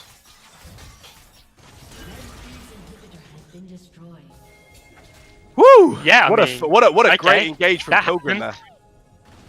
Pilgrim getting 3 of them locked in, the Ornal over the top, and then Aurelion Sol just not being there means that they pop the Ashes immediately, and with 1 DPS down, that means they can just focus the Aurelion Sol. I think Tux went a little bit hard there, a little bit overextended, gets pillared potentially by the Trundle, and allows the Aurelion Sol ult to just blow her up. So I think because of that, if the Anivia had backed off a little bit there, you can wall off the ASOL, get the Xayah doing damage, not allow him to escape, but Elder's now being started by SPD. It looks like it's going to be a 5v5 brewing here, but they get the Dragon immediately. I don't even know how that died so fast, but the Elder Dragon goes down immediately. They're looking towards Baron. They're looking towards the end. Will this be SPD's redemption? I mean, if they get both the super buffs, they've got 2 open inhibs, you've really got to feel like this is the only chance that SPD have of winning this game. And CBS, I'm going to let them go down without a fight. They are indeed moving towards that Baron. They do stun up the Rakan. The Rakan has to get away. The Ashok comes down, but it's only on Pilgrim. That will be Baron secured by Vaska Pulliver, and that will be them now backing off with the Baron and the Elder. I think they need to keep pushing. They have Elder. I don't know how long they have on Elder. It might not be that long, but I'd like to see them pushing forward with Elder rather than all basic. They've got at least a minute with it. They need to not. A minute and a half. I don't think they base it. I think basing is the wrong move. I think you have to push your advantages while you have Elder. Basing here just means you're wasting time on the map. I think they were just getting final buys because this is it. This is you will never be any stronger than this. So this is the push that you need to end the game on. If you do not end the game on this push, you probably lose the game. Tux does not have the TP. Xayah does barely not have the... Oh, the cleanser's just come back up. So there is full summoners on the Xayah. Aurelion Sol still does not have flash. So now is the time. If you are SPD, you have to pull the trigger here. Find this Aurelion Sol. Take him out. Take out the ASOL. Take out the Ashe with the Elder. But it looks like they're not going to be able to siege easily with the Aurelion Sol absolutely cleaning up waves. The bot lane this is the hard part. Is you got to play on multiple waves. They don't have the bot wave. They don't have the bot wave to force the pressure, and they've only got the mid wave. So it will eventually be coming in. The Elder must be falling off soon. I don't think they're going to be able to fight with Elder, which is a big problem for them because you want to be able to fight with that massive execute, but I don't think it's going to happen. But they are taking in the mid wave now. The bot wave is coming, but it's very slow. They haven't really synced up the waves, and Aurelion Sol can just farm the top wave forever. Yeah, unfortunately, it does look like they might not be able to do this. They are still sitting on both of the power buffs. Yep. ASOL is here though, puts down the singularity and just deletes. Ornn is pushing in the mid wave though. Ornn could look for the Ornn Horn if we see the Jarvan engage on this push. It looks like this is going to be the one. In he goes. He finds the ASOL. The ASOL drops the ult. The ASOL manages to get away. The Ornn Horn doesn't go on anyone. Zyra goes down though, and that's a tower for SPD. This feels like it could be it. This feels like it's now or never. This feels like it's do or die for either team as the Ornn does get seismic shoved away. Very low health bars on the Anivia and the Jarvan. The Anivia is so low. The Aurelion Sol's coming in. They can't stop him. Yes, they can. A fantastic stun there by the Anivia, stopping the Aurelion Sol in his tracks. Triple inhibs now down for SPD, and what a close fight that was. But both teams eventually just walk away. Yeah, I mean the thing is though, triple inhibs against any normal team comp you'd be concerned about, but at 50 minutes against an ASOL Talia, you're not really worried about triple inhibs. It's basically just free farm for you. Yep, but with no Baron for 3.5 minutes, no Elder. We've just got news from the thing that the execute is at 27.9%. 27.9%. That is a ridiculous amount of execution percentage. But we will have to see if they can actually convert, because at the moment the ASOL hasn't actually been in the right place a lot of these fights. And here come SPD again with the Baron, trying to get these waves in. You can see the bot wave, you can see the top wave. They're not quite synced. The mid wave's at their tower, at the inhib, but they don't have the other wave synced up yet. Will they look for a fight anyway with the engage from the Jarvan? The Jarvan's ult is up, but critically, the Aurelion Sol flash is now back up, which is a huge cooldown for Aurelion Sol. Yeah, basically all the flashes up apart from Ashe and the Trundle on the side of CBS, and on SPD you've got all flashes available, so they could force a snap engage, but they really, it's hard to hold your nerve when the game is this tight and this close. So here comes the top wave. Here comes the bot wave. The mid wave's in. Are respawning. The inhib is respawning. They'll have to get the inhib, but Pilgrim's been been caught. The seismic shove actually, and the pillar keeps him alive, so he has to engage. That might be it. The pillar goes in. The cataclysm gets hit. Jarvan barely gets away, and I thought that was going to be all she wrote, but a flash and a flag and drag away from the Jarvan, while the minions are hitting the Nexus towers. Jarvan lives to survive another day. The minions haven't done quite enough to kill the tower. The inhibs are both back alive. The waves are now no longer going to be synced. Jarvan may be trying to heal off the blue buff, trying to look for another engage. Aurelion Sol comes in, a flash away from Puck. Here comes the Asho. Jarvan is looking to re-engage potentially, but there is no cataclysm. The ult is being pulled. We need to pull the Ornhorn right now. Down goes Zyra. Tux is down, but the Aurelion Sol ult is going to be absolutely massive. Takes out Tux, but Pilgrim and Ash are fighting. Ash actually wins. Jarvan goes down. Aurelion Sol's going to get the reset. No. Aurelion Sol. Oh, the nice gargoyle stone plate there. Will they catch the ASOL? But no, the Zhonya's goes down. It has to be now. Xayah, you have to kill the ASOL. Xayah does indeed kill the ASOL. Will it be the Trundle going down too? No, it's just a 2-for-3. But the Ash is keeping the minions alive, so they have chance to get away. And in fact, it's still a 3-4-3. Oh my god, what is this game? How have we not ended? 51-minute game and we're not done yet. Ashley, you're dying to the minions here. You know, Riot introduced the Elder buff as a way to make sure that games would end when you got it. Unfortunately, it doesn't seem to happen when you've got Aurelion Sol in the game. 569 CS. I think that's the most CS I've ever seen in any game, by the way. And he's making use of every single part of it. I dread to think what his execute range is at the moment. We've already seen it do a ridiculous amount of damage. And I tell you what, I might be looking at 100+K damage at the end of this in the damage charts. I don't want to even imagine the damage charts at the end of this game. I mean, so we have Elder spawning in 2 seconds. It seems like the SPD. I'm going to try and catch Trundles quickly. Here he goes. I don't think he's anything quick about this, but they're TPing in the support. The Trundle. Will the Trundle be enough though? No, he won't. The Trundle actually lives another day despite engaging from the Xayah and the Rakan. But he is low, which means if you are SPD, are you calling to pull the trigger right now to try and get this dragon while you know the Trundle is clearing out the top wave? Yep. You've got to get the dragon now. You have to pull it now. You have to pull it now. You have to do the dragon now. Ornn isn't there. There's Ornn has TP. Ornn does have TP. Will he TP in? He must TP in. He does not TP. Maybe Ornn might be looking for a TP angle into the base if they leave it unattended. Potentially. But yeah, no.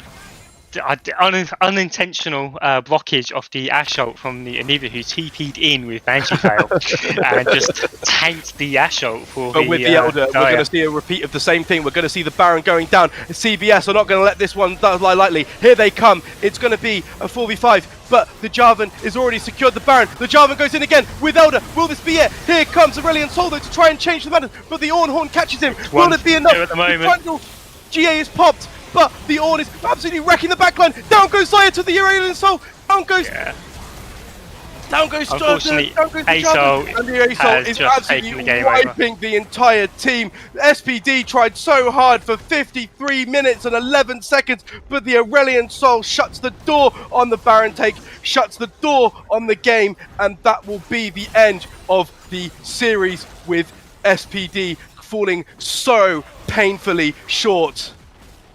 Yeah, I mean, you know, you can say all we wanted about Game 1 and Game 2 being stomps for both teams, but Game 3 was 100% certified banger. I mean, 53 minutes, 54 minutes, almost by the end of the game. So close. But you have to give commiserations to SPD. They tried their hardest, but the Aurelion Sol train could not be stopped. And SPD will unfortunately fall to the lower bracket, while CBS will advance to the upper bracket. I'm dying.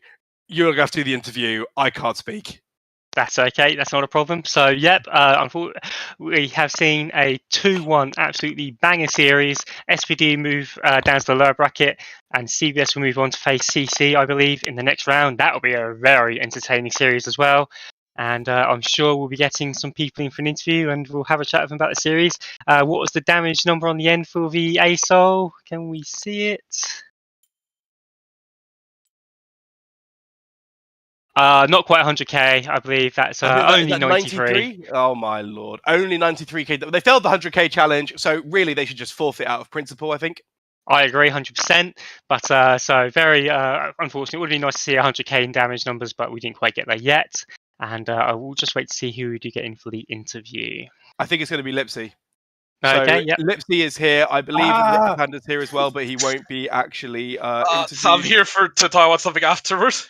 Oh Okay. my fucking god. Well, my voice is completely gone, so I'm going to let the Lord of War do the interview because I'm dying.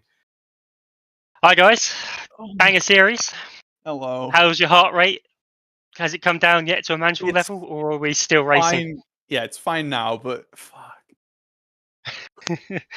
So Once we aced them with Elder, with like 40 like seconds left on their timers with AP champions pushing the base, that's when my heart rate started dropping.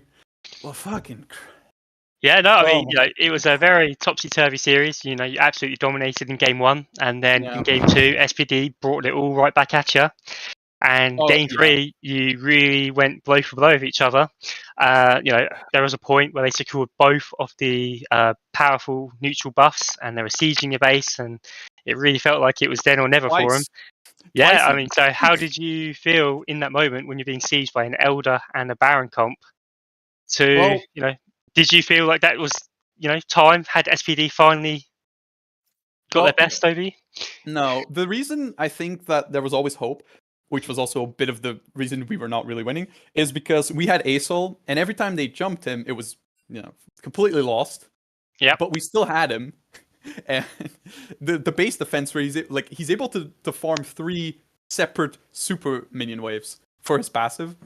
And I think you saw in the last fight, right? He ult Q'd and instantly vaporized 2 people, even though we didn't have Elder.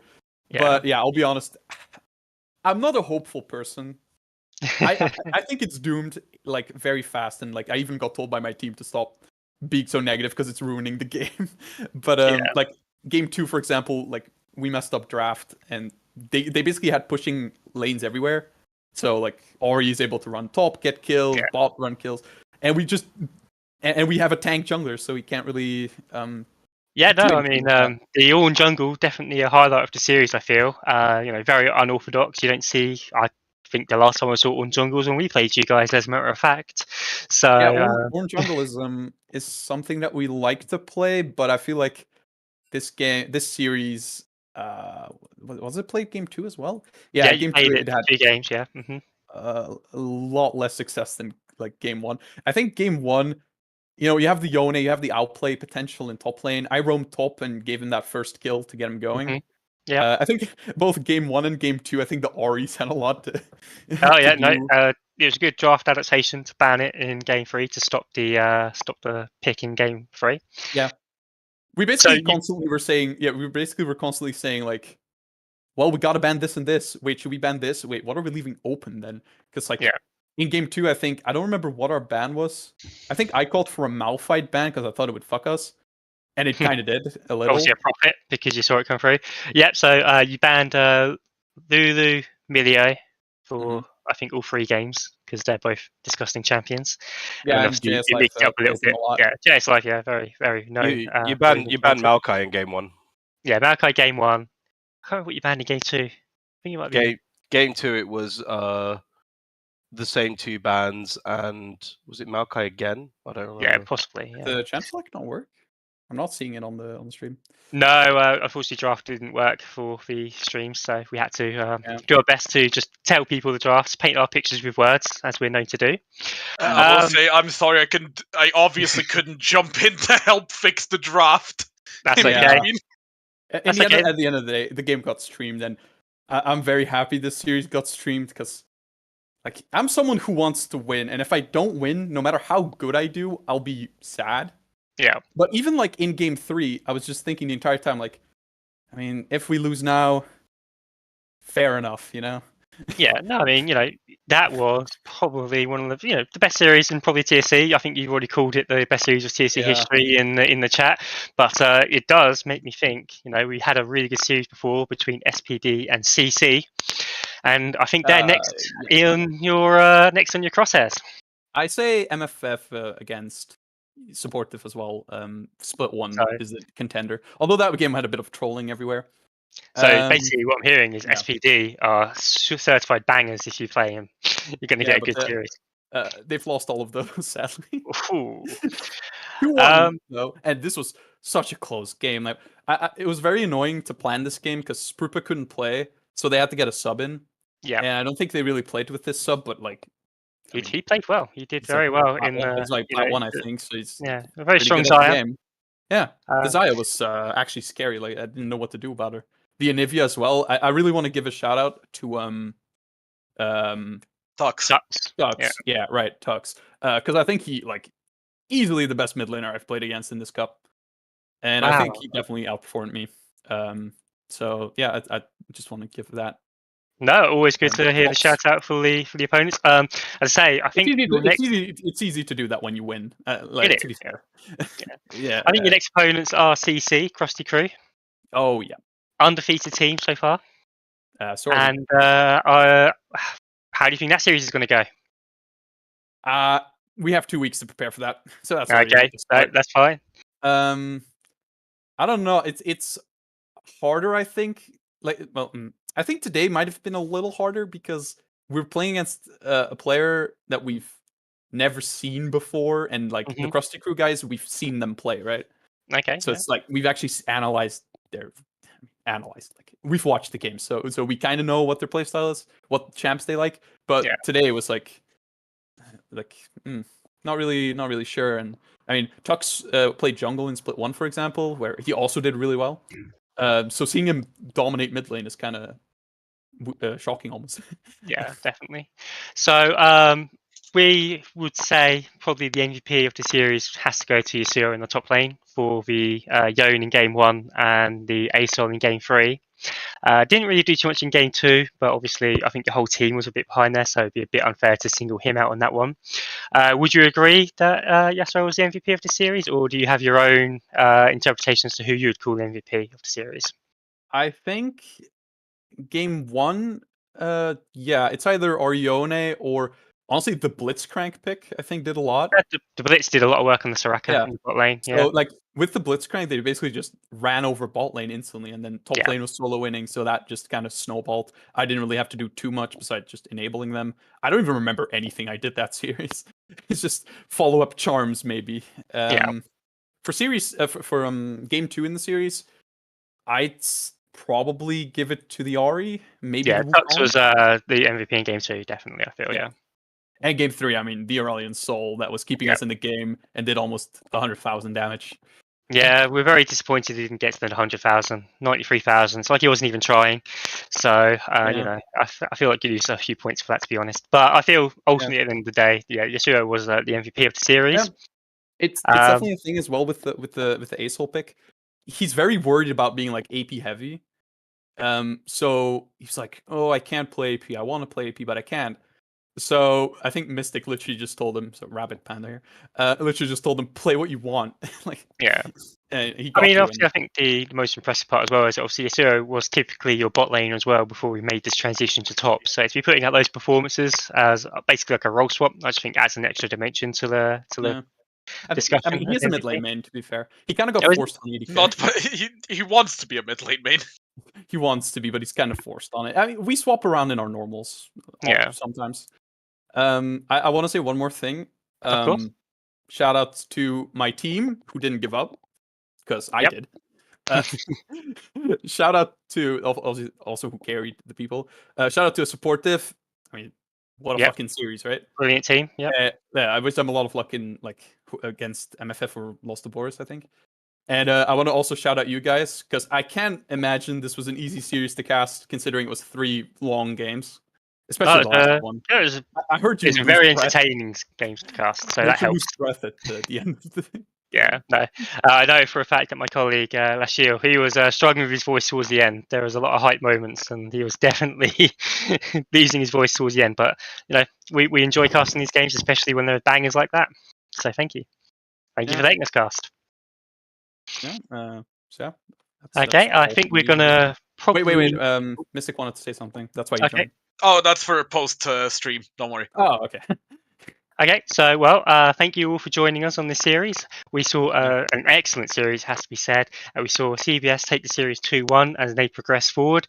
SPD fall down to the lower bracket, but you've got to look at them as maybe favourites as they surge forward for the chance of a rematch. And hopefully we'll see them very soon. We'll see you very soon, and we'll